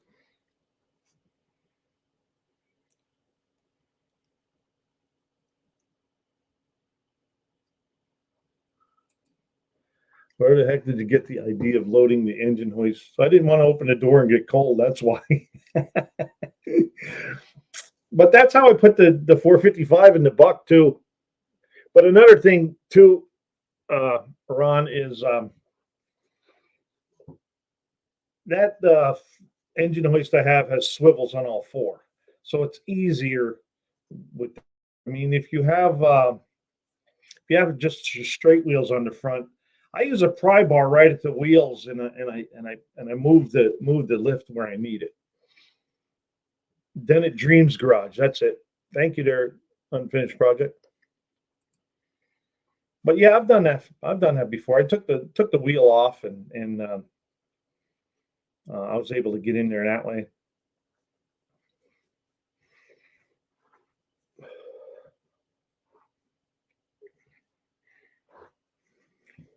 And then those wheels, I need new wheels. Those ones, that was just a cheap $75 engine hoist I bought. I bought that to do the box on my truck. I wanted to lift the box off my truck so I could do the rails underneath. And there's Mean Street Mopars. Make sure you check them guys out. And then and that was before I got into the YouTube stuff. So I don't have a big enough garage. So what I have to do every time with that cherry picker is I have to disassemble it and stuff it in the corner. I have no room.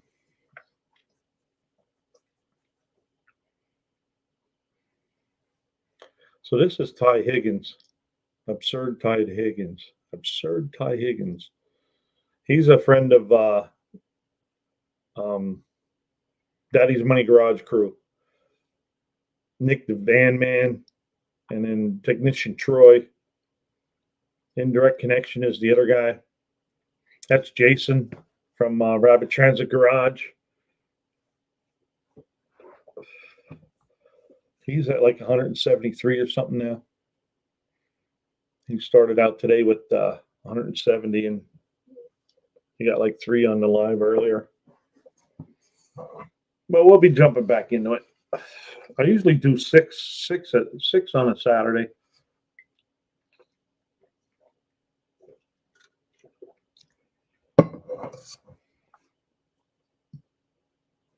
Well, thank you, BNR. I'm sure he thanked you too. But Dennett Dreams Garage is like 438 or something like that now, or 443. He doesn't have much more to go. He'll be the first one through this year. I'm sure of it. I didn't watch any of their videos. I don't know anything about their channels.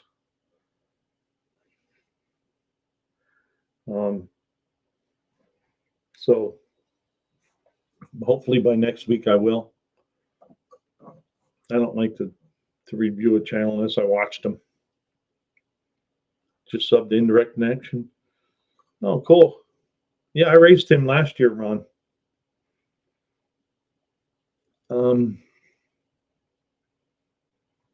Unfinished Project 440. The JYD, he will be 2 months shy of 16. Oh, when he's there. Oh, cool. But he can't race though. I can never watch all the channels. I subbed about 300. There's Two Hacks Garage. Make sure you go check out Two Hacks Garage. He's putting a front engine dragster together. A lot of cool stuff over there. Plus, he got the Rowdy Bird. That was a cool car. Or I shouldn't say was, is. That is a cool car.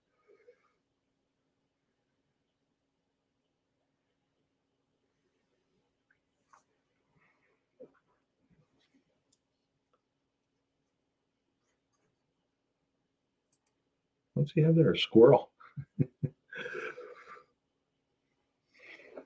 Oh, and he had a shark. I got you.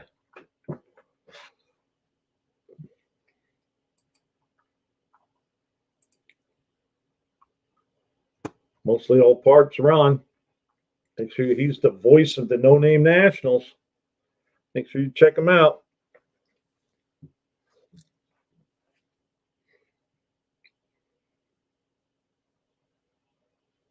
Piss off the neighbors. Crew to no cruiser. I would like to make it a cruiser, maybe someday.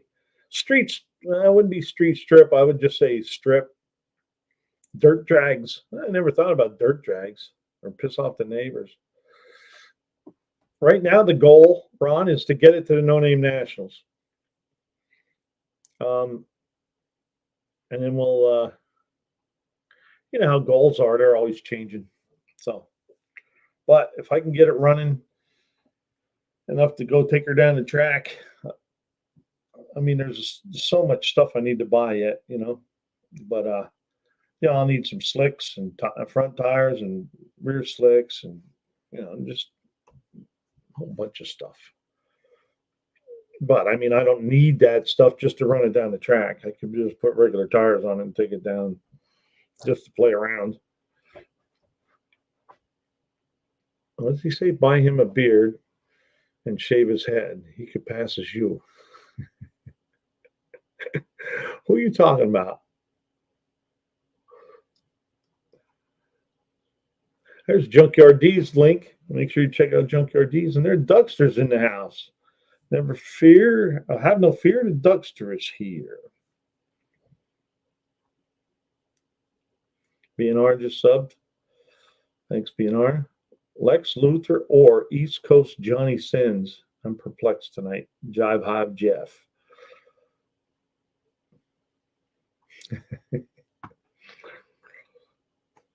Make sure we get Dougster's link up there too.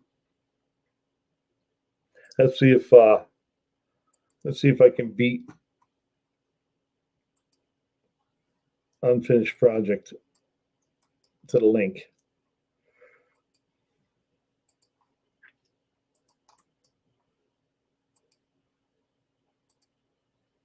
Got him. There's Dougster's link.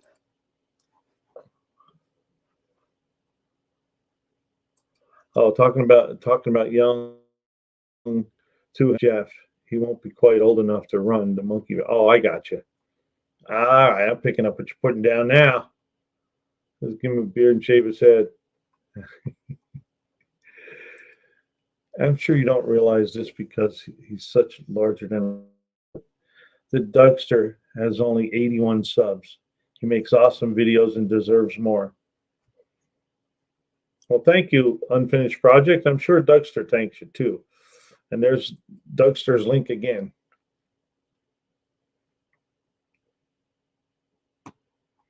Just put tubes in the old slicks and take width just in case need it. I thought about that, Max. But they're all cracked up. I mean, that's why they're leaking. They're all dry rotted.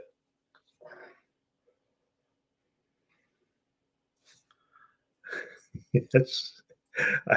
I just thought about that Unfinished Project. That's why I beat you, because you were writing that glowing review. You rock, my friend.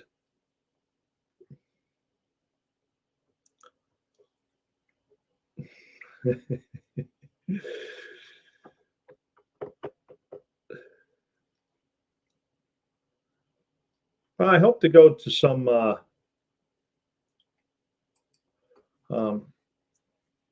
swap meets this year too. Maybe I'll find I won't have to put a whole lot of money out right away.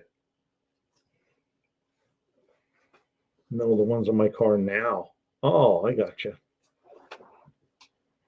Oh, you put new ones on, Max? Are they the same size?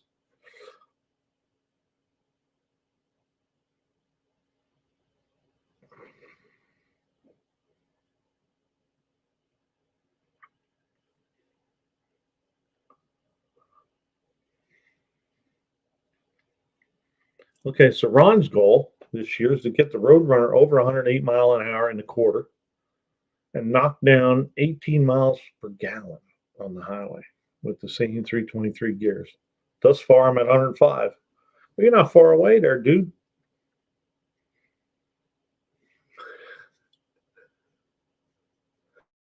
An hour and two miles a gallon at 30 by 10.5. That's the same size I got. Cool. Looks like I'll be taking a ride to Western PA again. The Dub 350.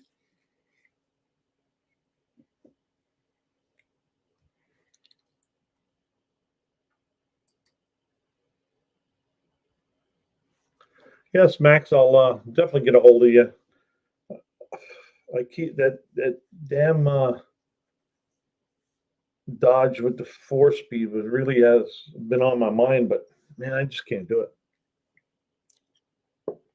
All right, going off topic, but the Buick 455 buck 364 gears was used in the Turbo 400 equipped Stage 1 455. Oh, 364. Well, I was thinking like a 350 gear, but the 8.2 I think has a 355 or a 336 or something like that.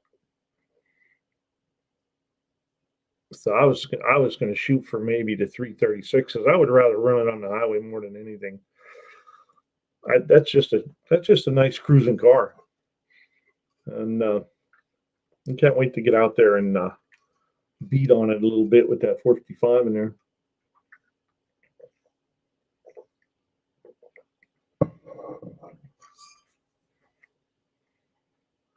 Four gears, three pedals, no waiting. Uh-oh.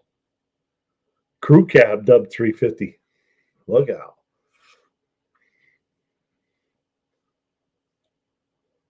I wish he was old enough to race. Won't be long. Man, time flies, two hacks.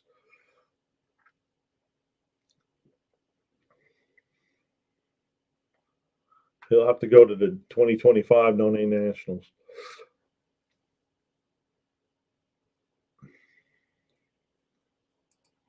A little laughing to the Doug stuff.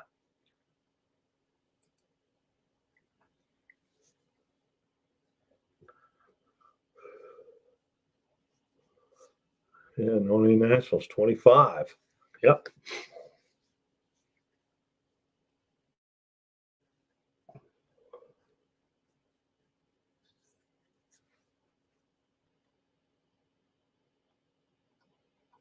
Let's see. Yeah, it does. My granddaughter's graduating this year. Yes. I think my boy he'll be 36 this year. He just turned 35. Yeah. Yeah, I thought about the 340. I like the 342 gear, but I don't think they have it in a 8.5. You get a 342. I don't remember anymore. Just got done masking the deck face of my 440 source aluminum heads. Getting ready to pull out valves and begin port and polish. My first time. I'm scared and super excited. Well, if you're scared, if you have an old set of iron heads, you can go in there and start playing around. I mean, that's what I do with the that's what I did with the Buick heads. I went in there with I just smoothed the bowls out. I didn't do a whole lot of grinding. I just took all that rough edges out, and then the sharp corners I took out. But aluminum's a little different. You got to go slower and have the aluminum bits.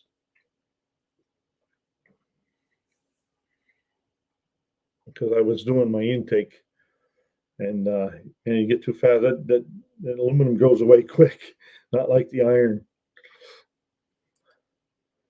Do you have WDRA track in your area? I know they have a teen program where you can ride with under 16ers. Does the Cuda have an 8 3/4 rear or 9 3/4? No, it's an 8 3/4. 456 spool, I believe, and it has a 742 housing.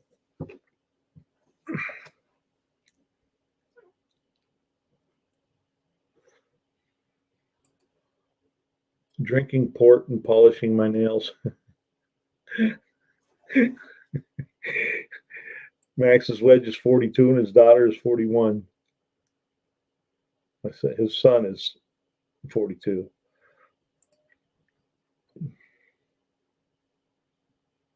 There you go, Dougster. When porting aluminum heads, WD-40 is your friend. Practice on iron heads, they're more forgiving. On aluminum heads, you can remove too much material really easy. Yeah, it goes away fast.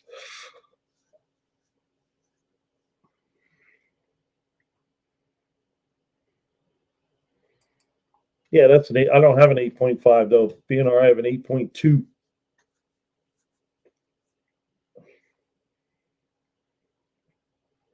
And I do have a 200R4 that I was just going to rebuild stock just so I can cruise that car, because that's a nice little cruiser. But it'd be even nicer with a big block sound behind it.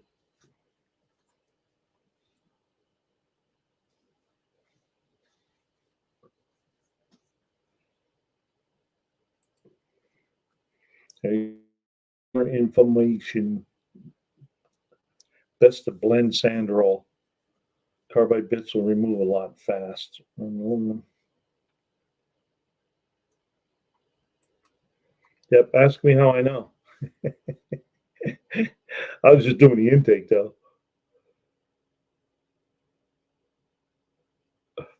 Yeah, that's a good idea, using the cartridge rolls on aluminum. Should help keep you out of trouble.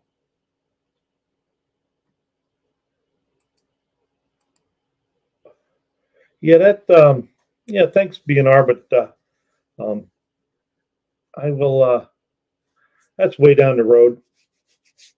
Maybe next year, next winter or something like that, I might do the rear end. But it's always nice to talk about it. I appreciate that. Sorry, Dougster, I fixed that. I like that idea, BNR. John Wilburn is in the house. Way too easy to slip on the phone screen.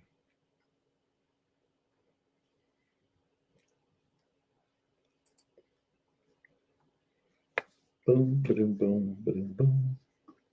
Yeah, we did make it to 2 hours.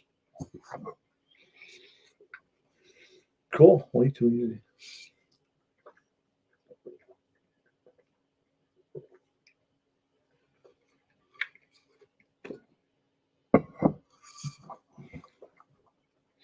Couple more minutes, I'll shut her down. Unless you guys want to keep going here, I'll go for another little while.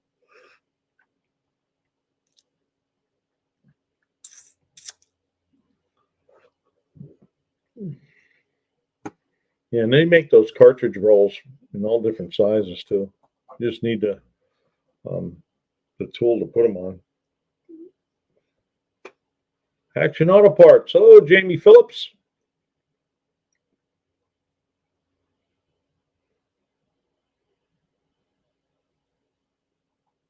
Yeah, 2-hour live flies by and you're having fun. Yes.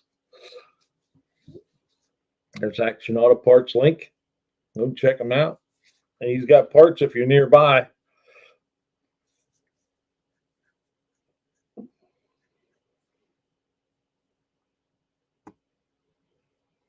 Oh, there you go. Mr. Dougster. Ed's Machine did a good review on cartridge rolls.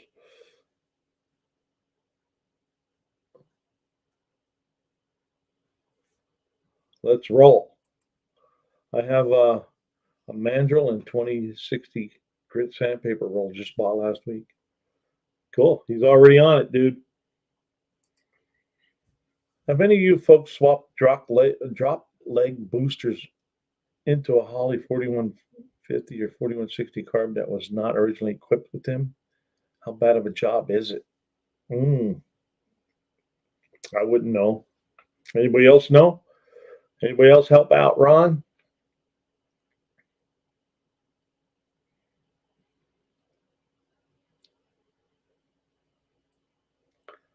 Okay, I do like the heck out of Ed. Yes. I'm soaking my hand in Clorox. I'll be here either way. Thanks. I've been busy.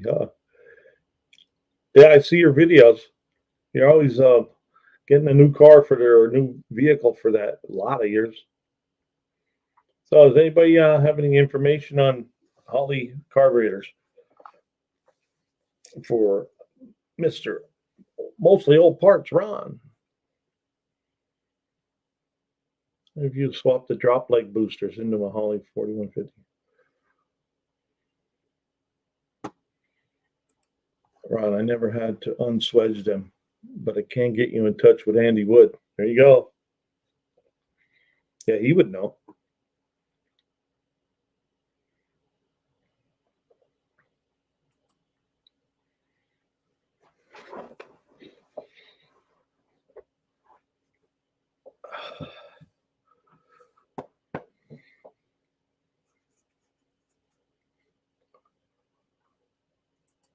Some Racing has a nice plastic case assortment sanding roll for porting work, like $40 for 100 pieces. Oh.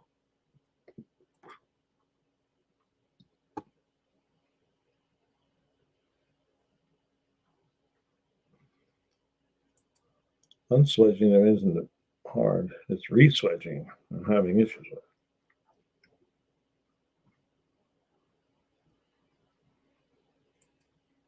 They must be set perfectly level. Look at BLP. Who's BLP?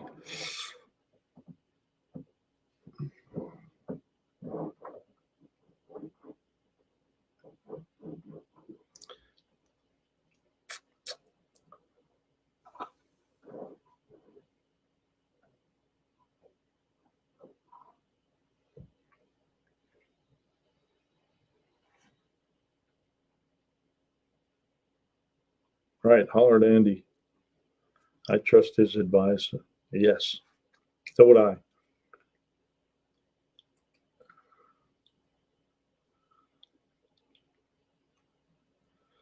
Here you go, Doug. There's the video.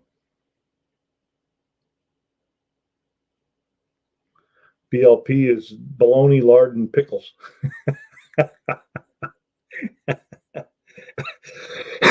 do you eat that on bread? Or would that be on a roll? There's the link to the cartridge roll video from Ed.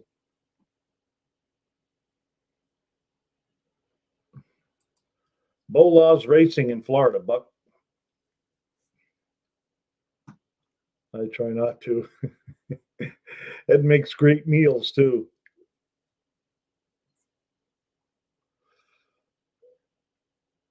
Could call Andy, give him work. Yep.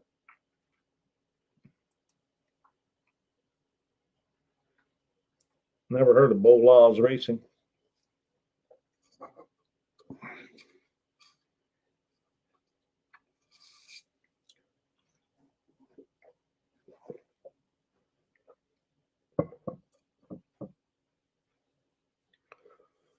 Another thing there, Ron, Andy would be a great one to talk to about your goal for 18 miles a gallon.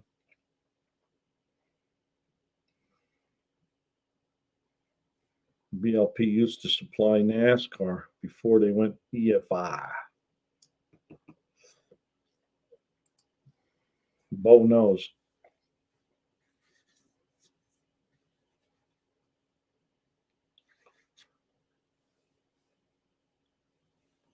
Man, I think that's a great idea.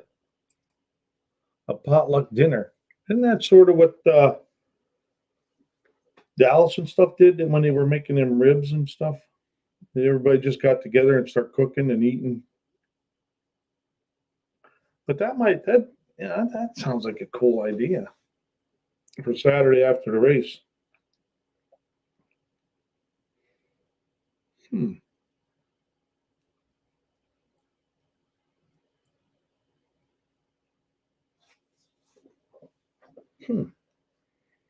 What's anybody else think about that potluck dinner on Saturday?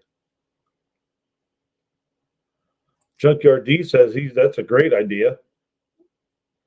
We sort of had that at our camp And Junkyard D brought some ribs over, and what you call it, Don, the one-eyed cat, brought a couple deer roasts.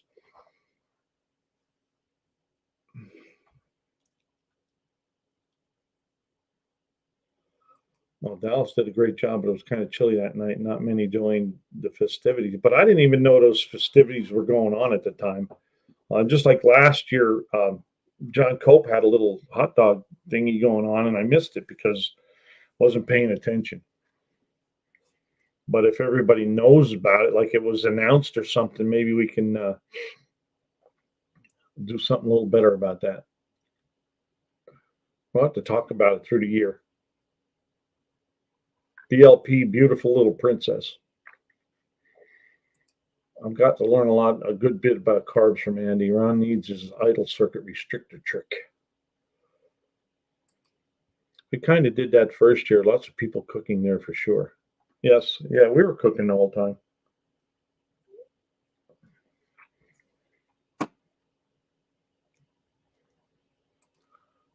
What's everyone's opinion on Valve's polished mirror? Think about doing that while valves are out. Anybody got an opinion on it? Yeah, Cope's non-$85 Chicago hot dog. Yeah, I missed them. I wanted to get over there. I had a pecan pie to bring with me too, and I forgot all about it. You can't, hashtag, you can't eat at everybody's house. That was a community, an XL grill. That was a community cookout. Dirt. Okay, here UP says, don't waste your time, Dougster. That's my opinion.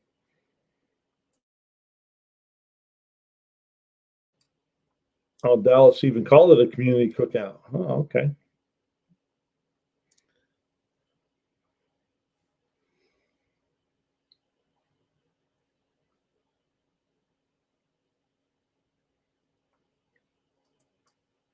Yeah, you wouldn't need a big grill. You just get everybody's grill and put it around in a circle.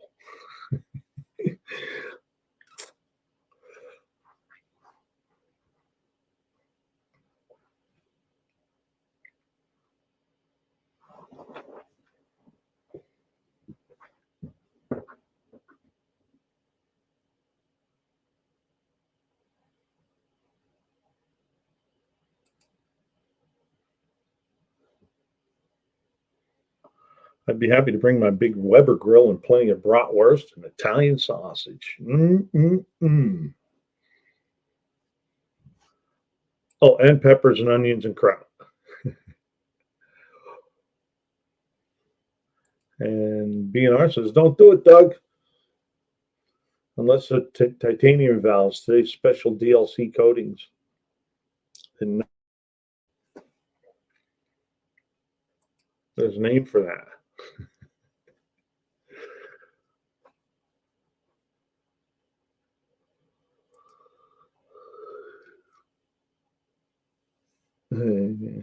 Hey, Mop, you're making me hungry, dude.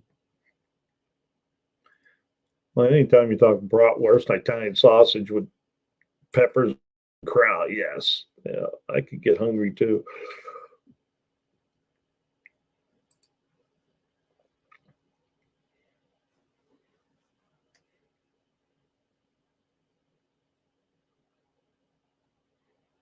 Wow. One of my old coworkers was a National Guard cook. He talked about making steaks medium rare for 700 men and women. Yes. That's the true beauty of a 6870 B-body Mopar, the size of the trunk. Grill, 2 coolers, 4 suitcases, toolbox, spare tire, no problem.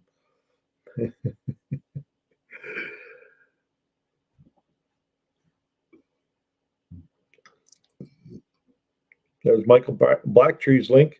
Go check him out. Doug works better as a back cut intake valve.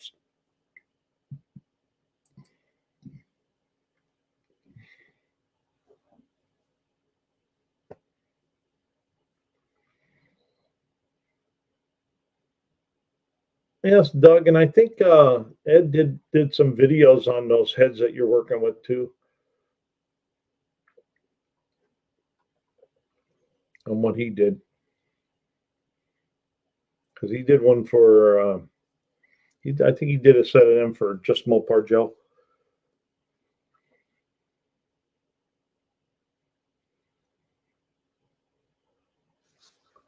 My plan was to back cut then polish.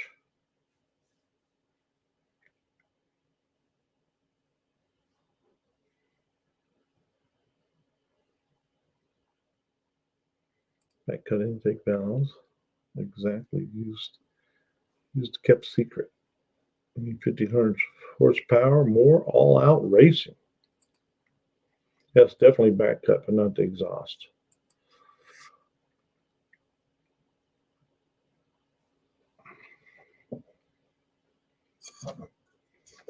Cool. Oh, there you go. See, he already has a plan and a copy to JMJ head port. Cool.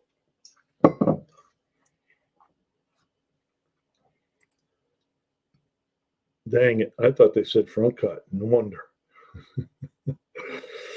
PNR Racing, I used to have the same opinion about back cut valves until I had a long discussion with Scott Parks at Neyland Parks. He showed me flow numbers for 6 different valves in the same head.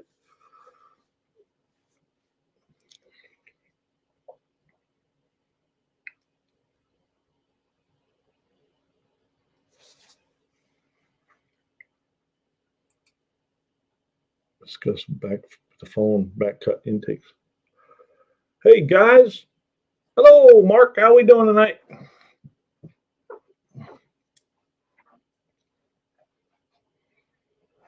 They're just talking about back cut intake valves right now.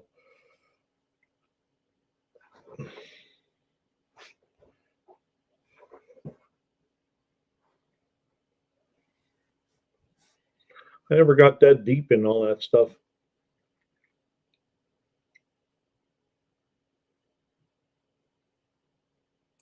Hey Doug, make sure you watch the more recent one. He changed opinions from the older video, if I'm thinking right. Says the back cut made negligible improvements over a non-cut valve. Big numbers are gained in the seat angles. There's Old Man in the Shop's link. Make sure you go check out the Old Man in the Shop.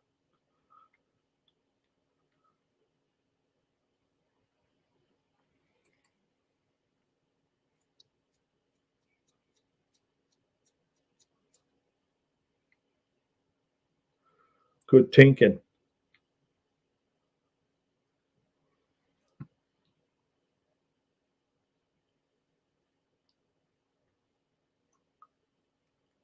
Intake valve does wet fuel shearing also.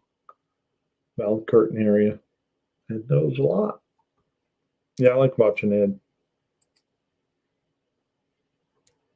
Negligible improvements are still improvements.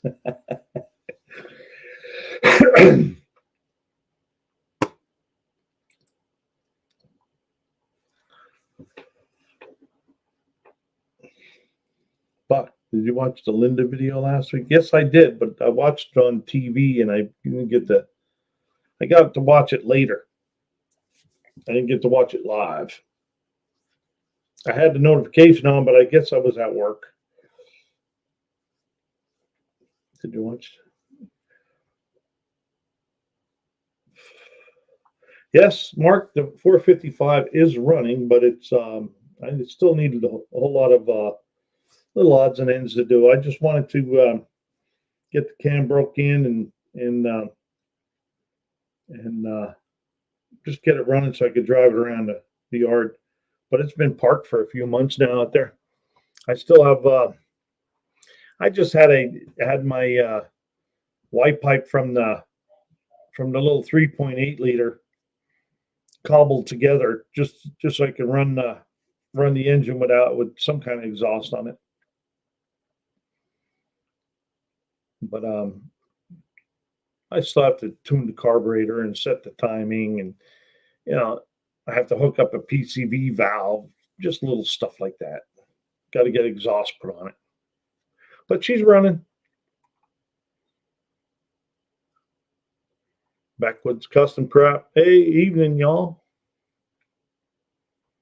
Yes, I did see that the Cruda was in the drag race at the end. That was cool.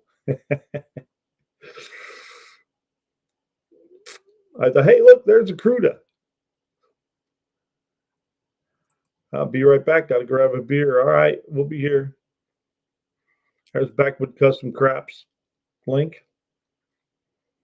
Justin chili dogs, curly fries, made fresh. Get me one too, mostly old. Yeah, good deal. Yeah, I think I first started it up. It was on October 23rd, I think it was. I got it outside and I got the Cruda in here, and I just started that up. I have a used engine in there right now. I just started that up on New Year's Day. It was the only other drag car that didn't have packed up yet. Oh, okay, cool. Nice to see how fast this community is growing. Yeah, it is growing. Growing fast. What's he say? Local beer mart has Yingling Lager 12 packs for $5.99. I grabbed 2.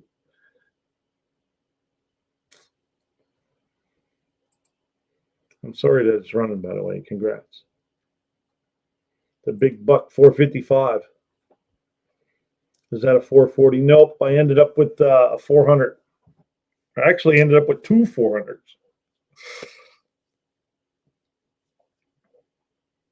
I traded the 440 block for the engine that's in there now.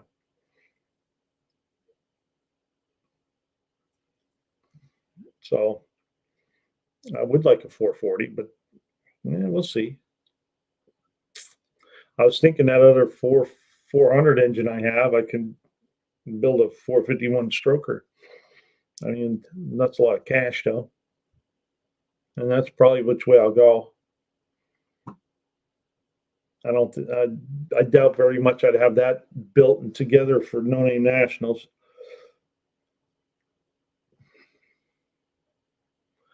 Damn, that's cheaper than Keystone. Sorry, you meant happy. Yes, the 400 is a good motor. Yeah, actually, I got one of the better ones. That 72 block is supposed to be the. I have a 72 block and I have a 77 block.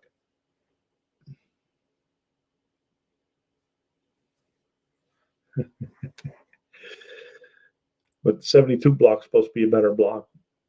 I didn't tear it down. All I did was I had to put an oil pan on it, so I took a couple of bearings out to see what they look like, and they all look good. So I sent it. We'll see here next week or two. I'll get it out of the garage and running.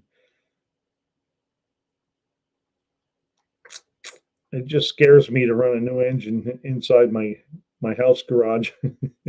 I'd rather have it outside. So if something goes wrong, it's outside. I did bark it off inside though, but what's he say? The big buck 800 Cruda running dual 400s. Yeah, 400's going to be awesome for you. The only problem I found with them is headers fitting around the center link. Most headers are built for 440 deck height. 400 sit lower.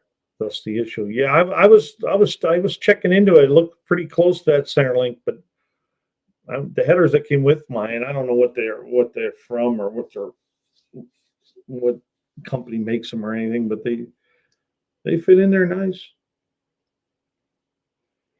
They have a 3.5-inch opening though. I don't know what to do back there. I want to put some pipes on.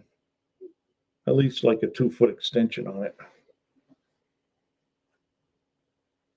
Yes, that's what it is, John. It is the 230 casting, but I didn't see the thick webbing. I didn't have the crankshaft out though. But I went down in there with a mirror and I was looking at the webbing, but I didn't see it. I wonder if I have those pictures. Let's see if I can find them.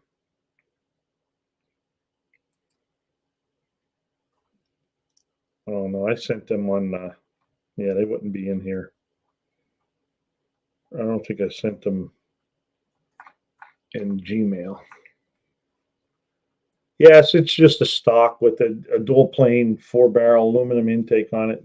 It actually has a Chrysler, well, it's a weigh-in aluminum intake. I think it's stock. Send it, he says. Send it. Yeah, it's Dynamax makes 3.5-inch race bullets. They're kind of loud though. I had them on my 71 Demon 440. Oh, Dynamax. I'll check into that.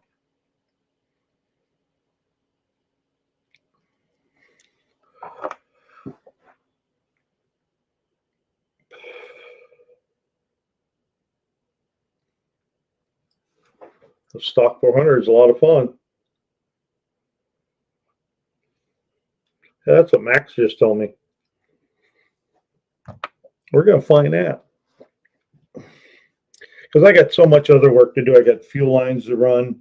I got fuel pump to put in. I got fuel cell. I got to fix the trunk. I got to get the front end put back together as far as fenders and grill and all that, and make sure all that's right. And radiator, I want to buy a radiator, one that bolts in instead of making mounts for it. So, I'll need tires and, yeah, who knows what else. But I was just happy I got the wiring all done right, and I was able to start it and run it. Stock 400 is a lot of fun. Come on, September 19th. You coming backwoods? I don't think it's that far from you guys, right? You're down near Mohawk.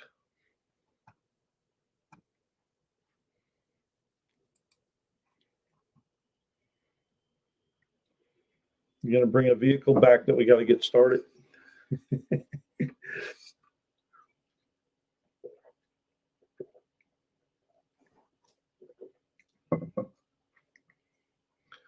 Well, I was thinking about that UP. I don't really need to put the battery in the trunk, but that's where it was. So that's why I thought I'd put the battery in the trunk. Isn't it supposed to be back there anyway?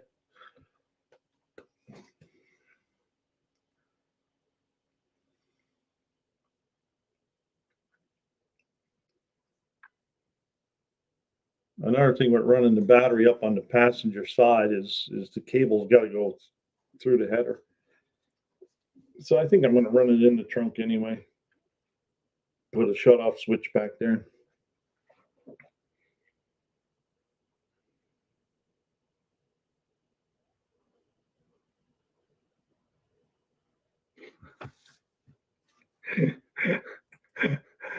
I'm curious. Where is the regional dialect line in the U.S. that separates those of us who pronounce radiator versus radiator? Radiator or radiator? Yes, there is a cutoff switch. Yeah, I bought a new one too because I needed to up my my bill so I can get free shipping, and that's what I bought. That is the general consensus in the trunk. Yeah, I was looking at battery cable. Oh my God, that's a lot of money. There is a welding cable in there, but it's not long enough. I guess I could have had to it, but I don't like that.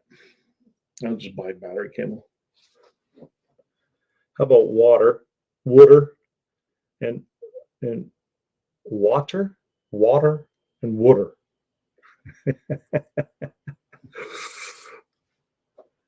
Yeah, what you guys think? Use. Hey, use. Compared to y'all.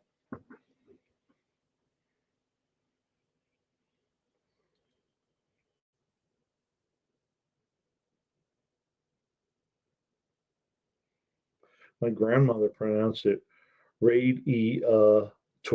Radiator. Never mind. She was Irish.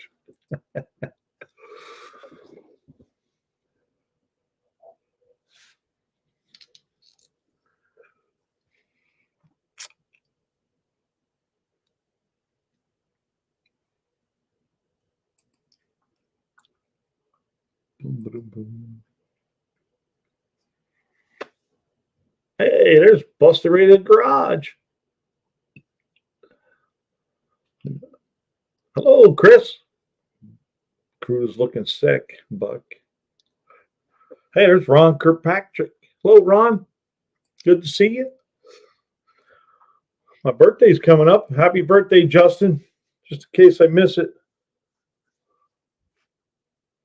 Mostly old parts. It may be a vertical dialect because Buck is saying it all wrong, and we're both on the northern latitude.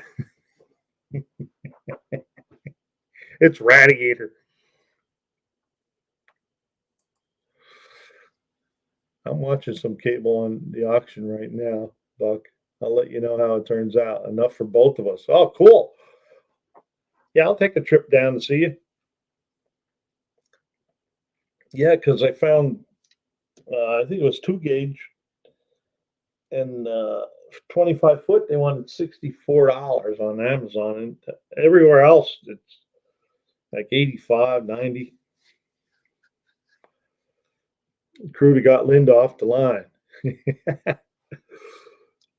Yes, it did, Vic.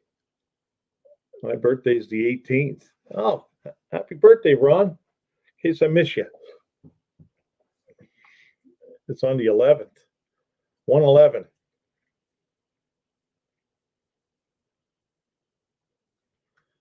Be careful, BRG. You might get in trouble being caught in this live. I use welding cables. Yeah, and that's like it's at least a 3 or 4 welding cable that was in there, but I'm about 2 foot too short.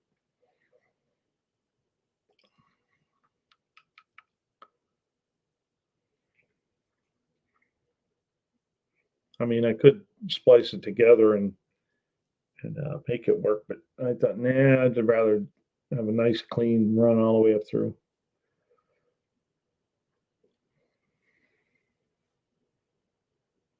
My birthday's the 18th too, of May.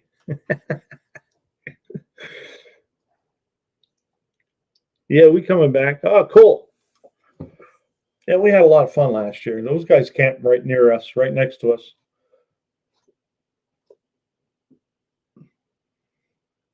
I think it was Backwoods, and then it was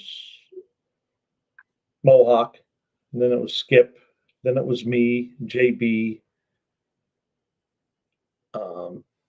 first responder, and then a little bit over was the Englishes.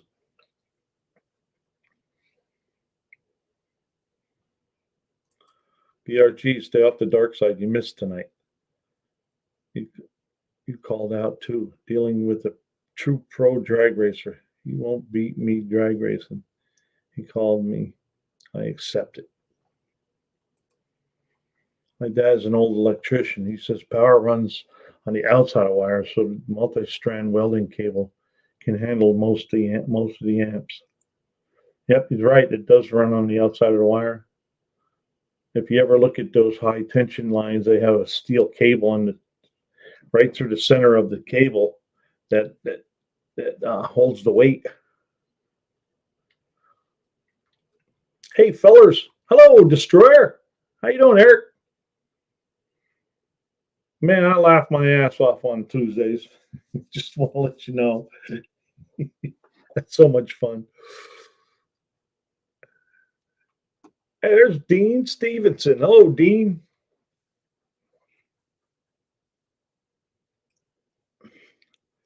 BNR Racing. Love that. Love Right Thursday. Yeah, he's a retired lineman. That's cool. He had that was a hell of a job there. A lineman.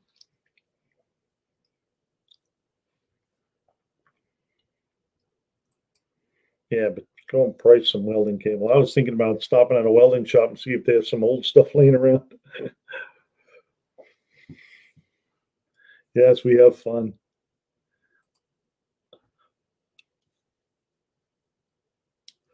Yeah, I almost forgot about it again this week, but at least I had the notification on. And it reminded me.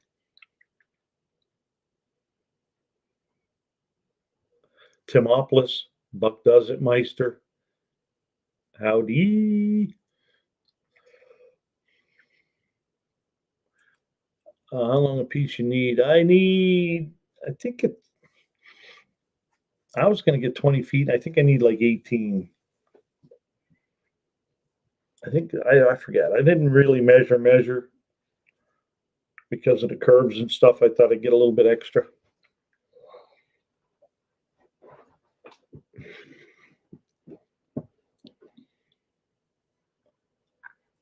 Dean Stevens' link. That Destroyer guy, his channel is going to go far. That's killer. Original idea. Yes, it is. But we've been watching that for over a year now.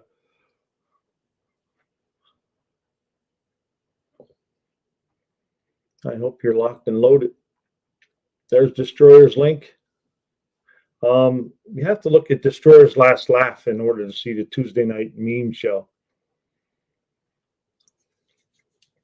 Maybe you can find that for me there, Unfinished Project.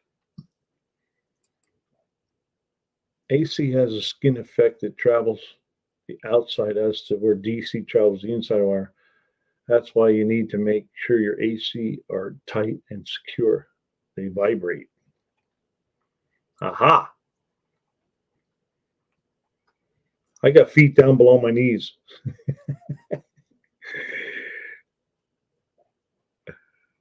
Functional histories. Dude, you funny. Buck is funny. Y'all kick my abs. Yeah. That's a lot of fun. There's Destroyer's Last Laugh there. There's his link. Let me see if I can find it. Oh, I lost my damn thingy here. Hang on. I'm getting there. I'm a little slow tonight. Must be the new year. New year, new me. No, just new year. Where's he at? Okay, here it is. Here. This guy.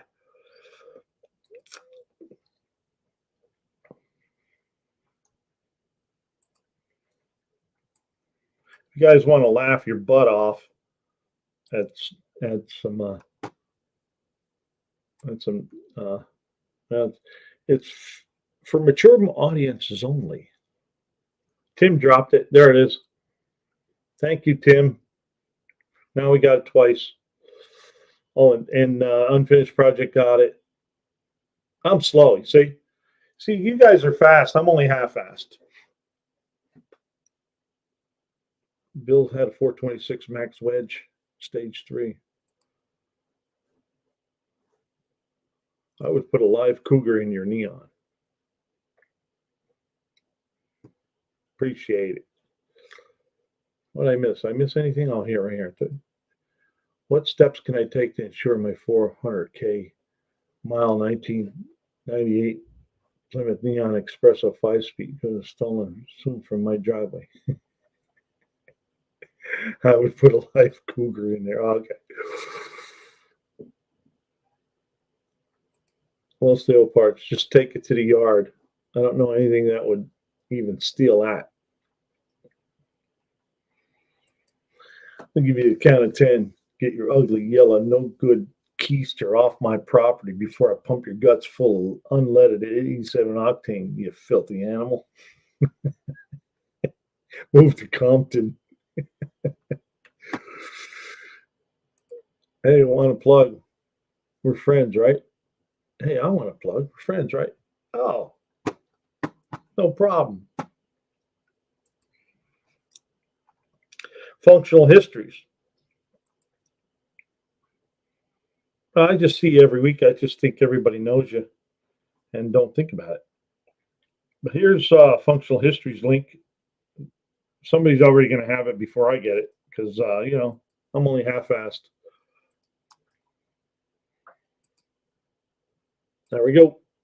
Did I get it first? I got it first. There's Functional Histories link. He makes 1/64 scales of people's cars. You got to go check them out. Here, I'll show you. Present, screen, share screen, Functional Histories. Boom. There he is. He just did the General Lee's Hot Wheels modification, customization.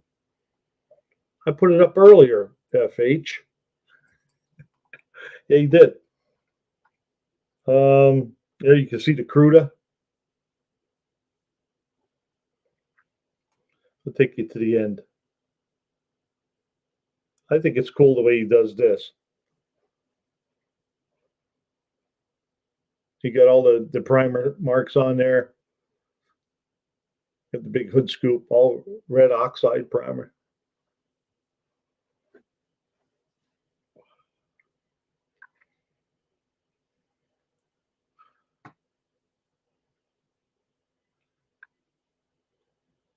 Hoosiers.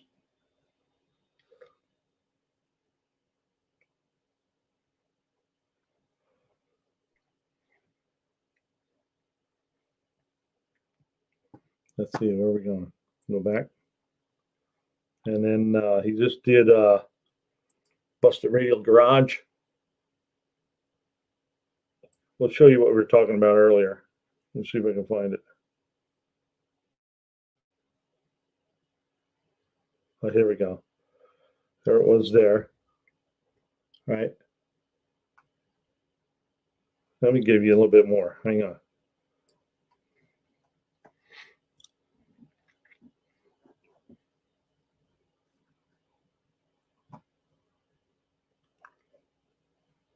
I don't have no sound on, I guess. You got to see the end here. 1 second, 2 seconds.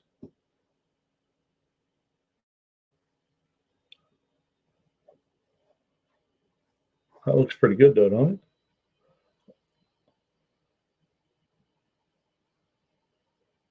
Looks just like it. Pretty cool. There we go. There's a CRUDA in the back there.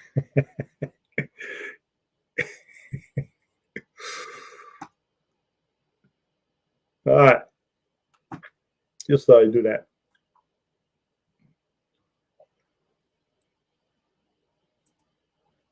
So make sure you go check out Functional Histories. He's doing everybody's car. He should have Skip from Dark Hollow's Garage, his Pontiac up tomorrow. That's a junkyard diorama. I'll be looking for 2 motor capacitors to make the ghost phase. Oh, you picked up an old Miller 3-phase welder. I'm making a 3rd leg by series. The 2, okay, make 90-degree phase. I'll have to find a way to figure out 8 flux isn't changed. Now you're getting into the deep stuff there. I'll be looking for 2 motor capacitors to make the ghost phase. Lexer's idea looks great. Buck, if you get that lift from Functional Histories, all you need to do is add water and it will grow to a full-size 4-post lift. Yeah, I just need a garage to put it in.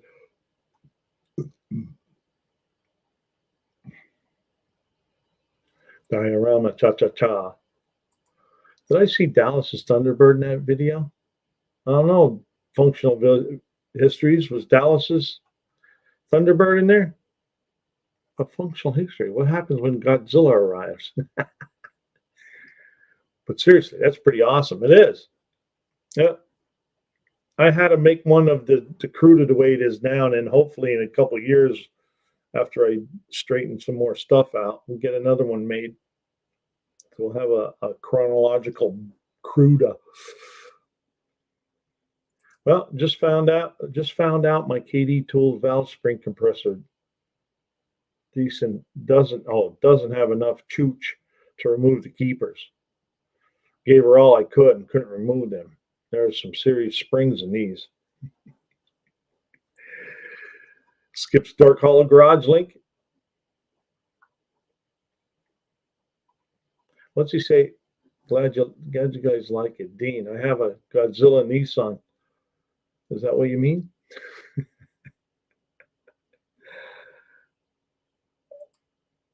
It's 164th. What happens if a tarantula arrives? Hey, there's Neverboard. Hello, Neverboard.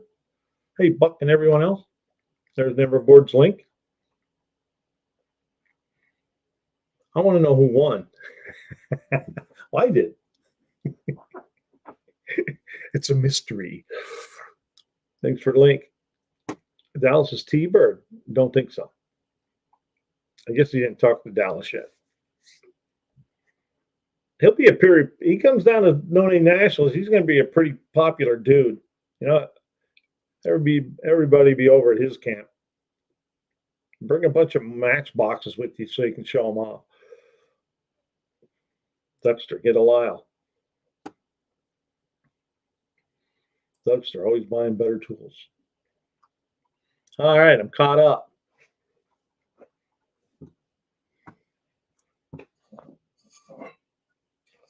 Yeah, well, I'm just looking at his homepage here, and you got the Blue Goose, the Cruda, Linda. He did the Barely Cruda with from Scott Speed Shop. Buck and the Assorted Riffraff. That's a new one. Oh, there, 6%.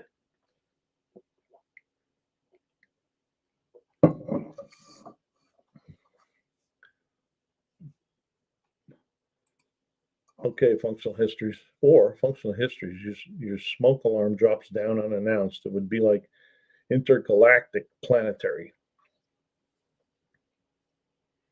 Hello, Buck. Hello, everyone. Hello, Terry. Linda is a burnout car. The Cruder will be a drag car. My money was on the Cruder. Hey, Scott.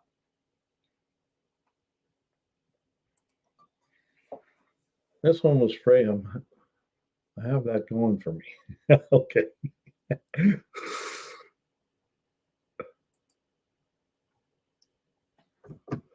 See, now you know why it was free.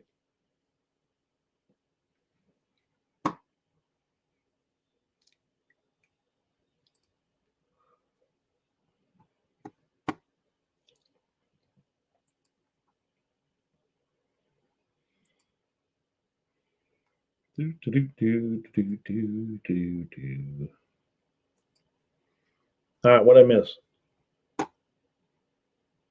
He is making Linda a dedicated drag car now. Aha. The goals have changed. There's Terry Grover's link. Make sure you go check out. Man, I'm having a hard time with T's today. Make sure you go check out Terry Grover's channel. Homer is now his dedicated burnout car. Does nothing specials in the house. Buck and A. Buck and B, Buck and C, Buck and D. Oh, that's JYD. Junkyard D. Or Junkyard 36D. I may have to go back and do the whole race. LOL. Yes. Hey, do you have any Matchbox tracks? Remember the yellow tracks?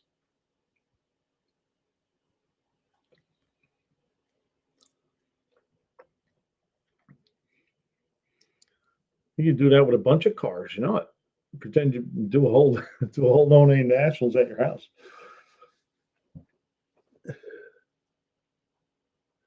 So maybe we could see the whole full-size replay. Linda versus Cruda at the No Name Nationals. Yeah, we can do that. I know be scared. As long as I get her together, if all the stars align, I'll be there. Tell me that wouldn't be effing cool. Yeah, it would be. I think so.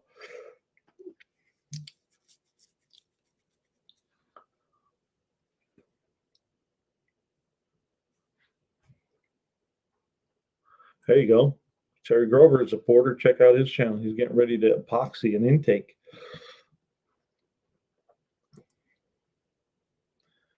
G, E to the 7.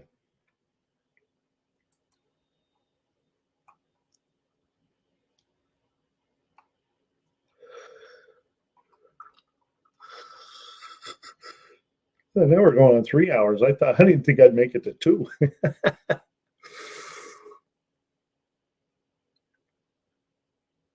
All right, 15 more minutes, people. I'm going to shut her down.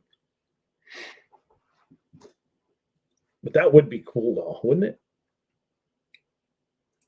I have a bunch of Matchboxes racing, but especially the ones from all the people we know.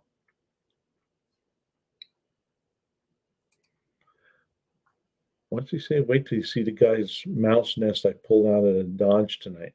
Oh, God. That's right, Dean Stevenson. Don't you forget it. Oh, yeah? Well, I'm printing an engine.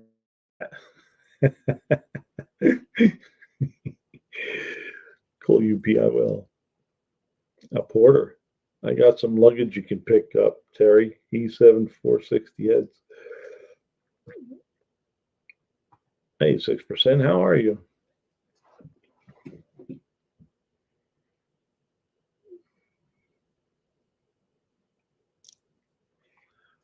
It wouldn't be effing cool. It'd be awesome. I think it would. Make it up for next week, and I'll show it on the live next week. It should be live next week. We'll see. I got to wait till Tuesday to find out.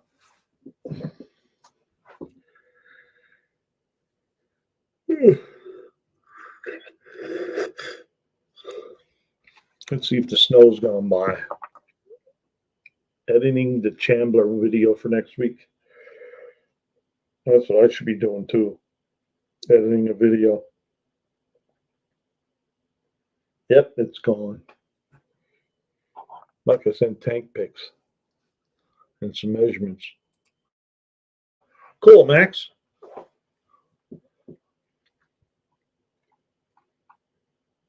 I have to get a hold of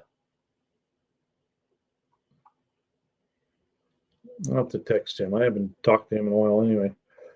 Get a hold of Ron. Maybe we'll take a if I get a weekend off, I'll take a ride out there.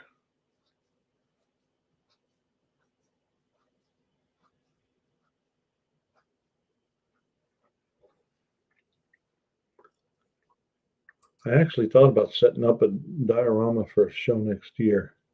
All the cars that we've done for everyone next to the track. Sort of a homage. Cool.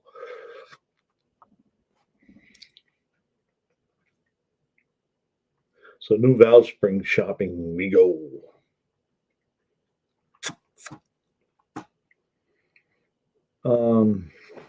Let's see.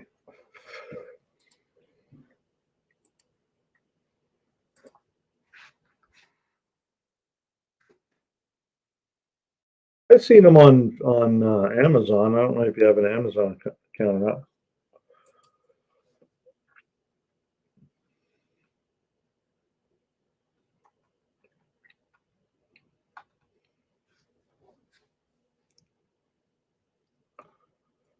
Well, Harbor Freight has them too.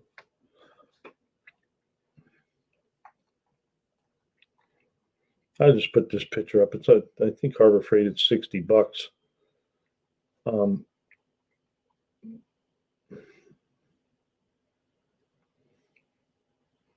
That one has a couple different things. I don't like that one. Let me go back. Yeah, here's the one I like. This is from Summit, though. This is the one I use. Let me put it up there. Present. Share screen. Share screen. Boom. That's the one I use there, Doug, with the handle like that. It seems to work pretty good for me. I've been using one of them for a long, long time. That's $59 there, but you can find them cheaper. compared to, let me see if I can go back. No, it won't. There's all different price ranges, but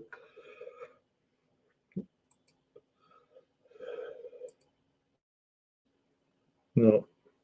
All right, they don't have any that way. Okay.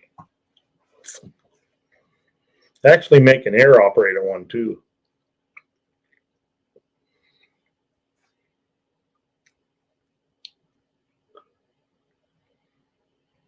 But since you have the heads off, those will work better for you.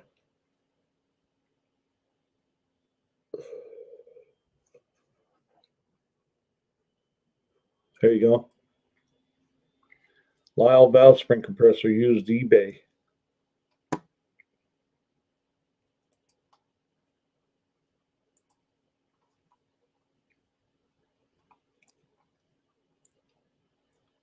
$14.95. That's a different one, isn't it? Never seen one.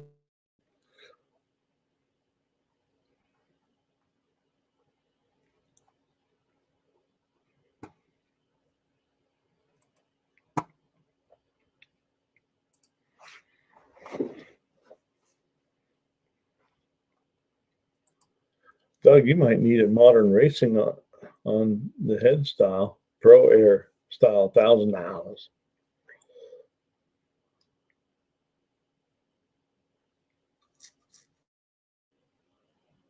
I have that one. How's it work there, Unfinished? It work good?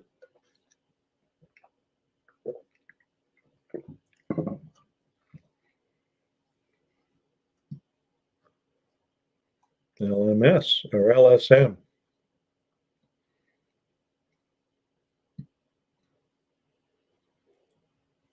It's $15.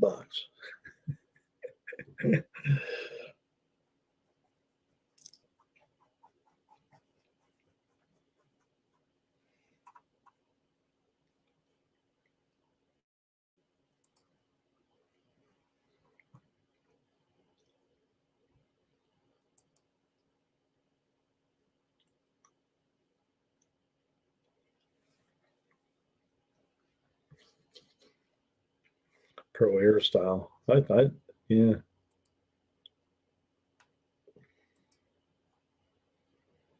I never got to use one of them.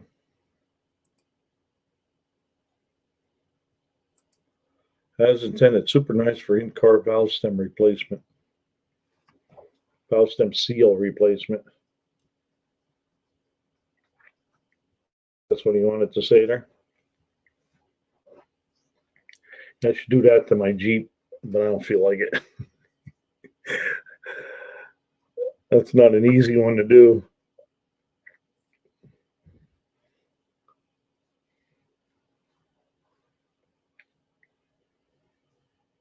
Seal. Oi, oi, oi, oi.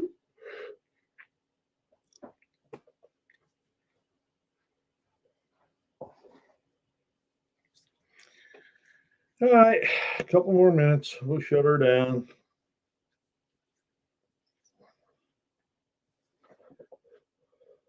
You see, that's the difference between car guys and car guys. I didn't even know what that was until you showed it. But I can pick out a Duesenberg or a Rambler from a crowd. That thing. That looks like a clamp to me. Upper cylinder lubrication. Yep. Yep. That's what I got going on.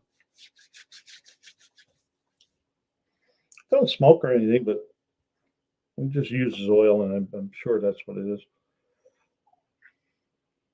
When I tested the spring compressor at my friend's shop, I took apart some 460 Ford heads. It was easy going. Not here, much more spending spring, obviously.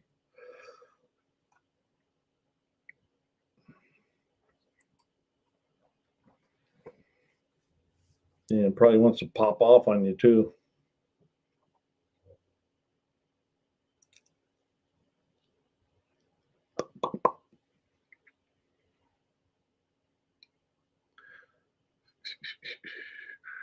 Too bad you didn't live close to Ed. You just take him right down there and let him do it. Unless you want the experience.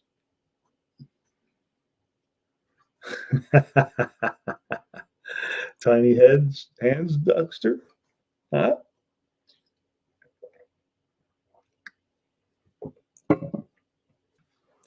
I don't know if anybody else is on live afterwards.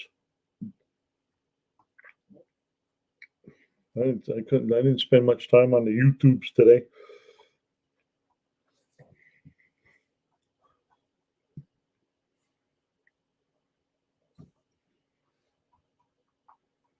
Oh, now we're up to 26. I hate to shut her down when there's so many people, but I gotta go. All right, Buck. You have a glorious night, brother. Don't forget that you said you'd send us chocolate. You didn't, but we're hoping. Oh, yeah, I will. Now's the time to send it because it's wintertime. Do I have your address? Yeah, I do, because I sent you some stickers. Hey, Two Hacks might go live afterwards. So make sure you keep an eye on Two Hacks Garage. If you want to stay live. These guys want to keep going, Two Hacks. You might want to jump in and do that. It's 2 hours and 56 minutes right now.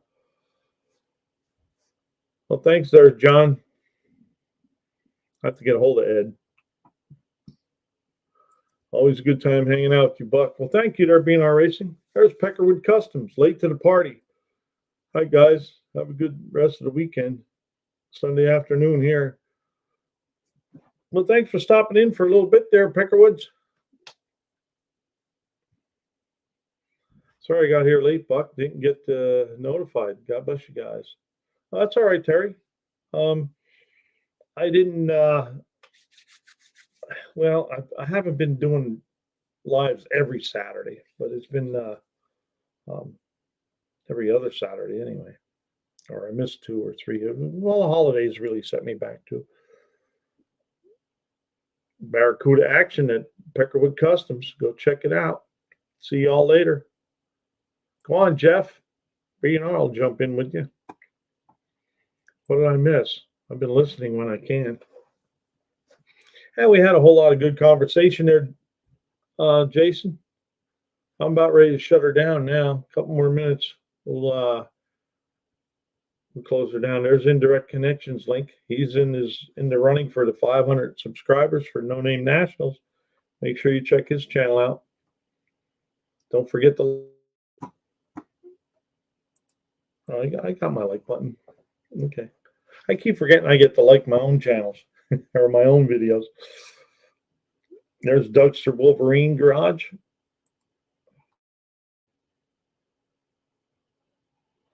I found a set of pistons from Cummins that is a 421 bore and the right compression height with the Hemi rod. Just weighing machining the pistons or custom pistons. Have a great weekend, Buck and friends. Well, thank you there, Junkyard D. I appreciate that. And I'll definitely put up a notification if I have a live next week. And I plan on having a live. But if work doesn't work out for me, then I won't have one. But next week, we'll hopefully there'll be more channels that we can review. And we'll do a whole look at your phone, Buck. All right, I'm looking at it. What's your favorite candy? You like Kisses or you like the bars? Or do you like Nuggets, Rolo, peanut butter cup?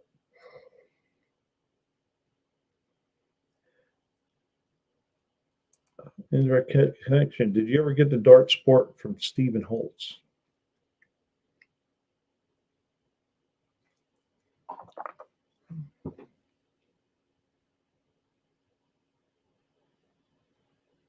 Oh, that's cool. You want me to show him?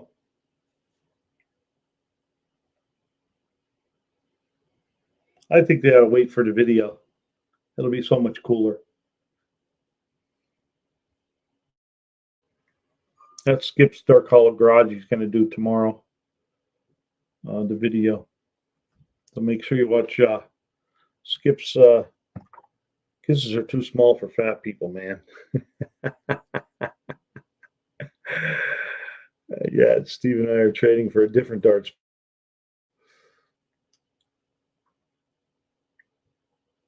All right.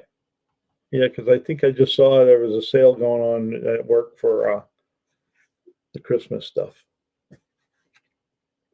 I'll remember you. Feel free. All right. Oh, you want me to show it?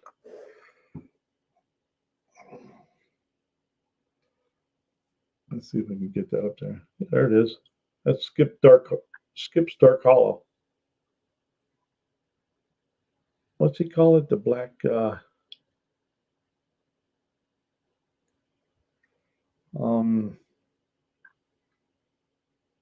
I forget.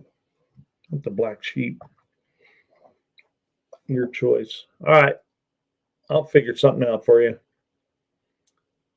What's he doing with that one? Uh-oh. You know, because Unfinished Project is a dart sport dude.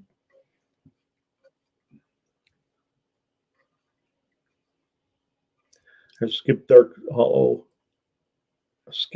Hollow Garage link.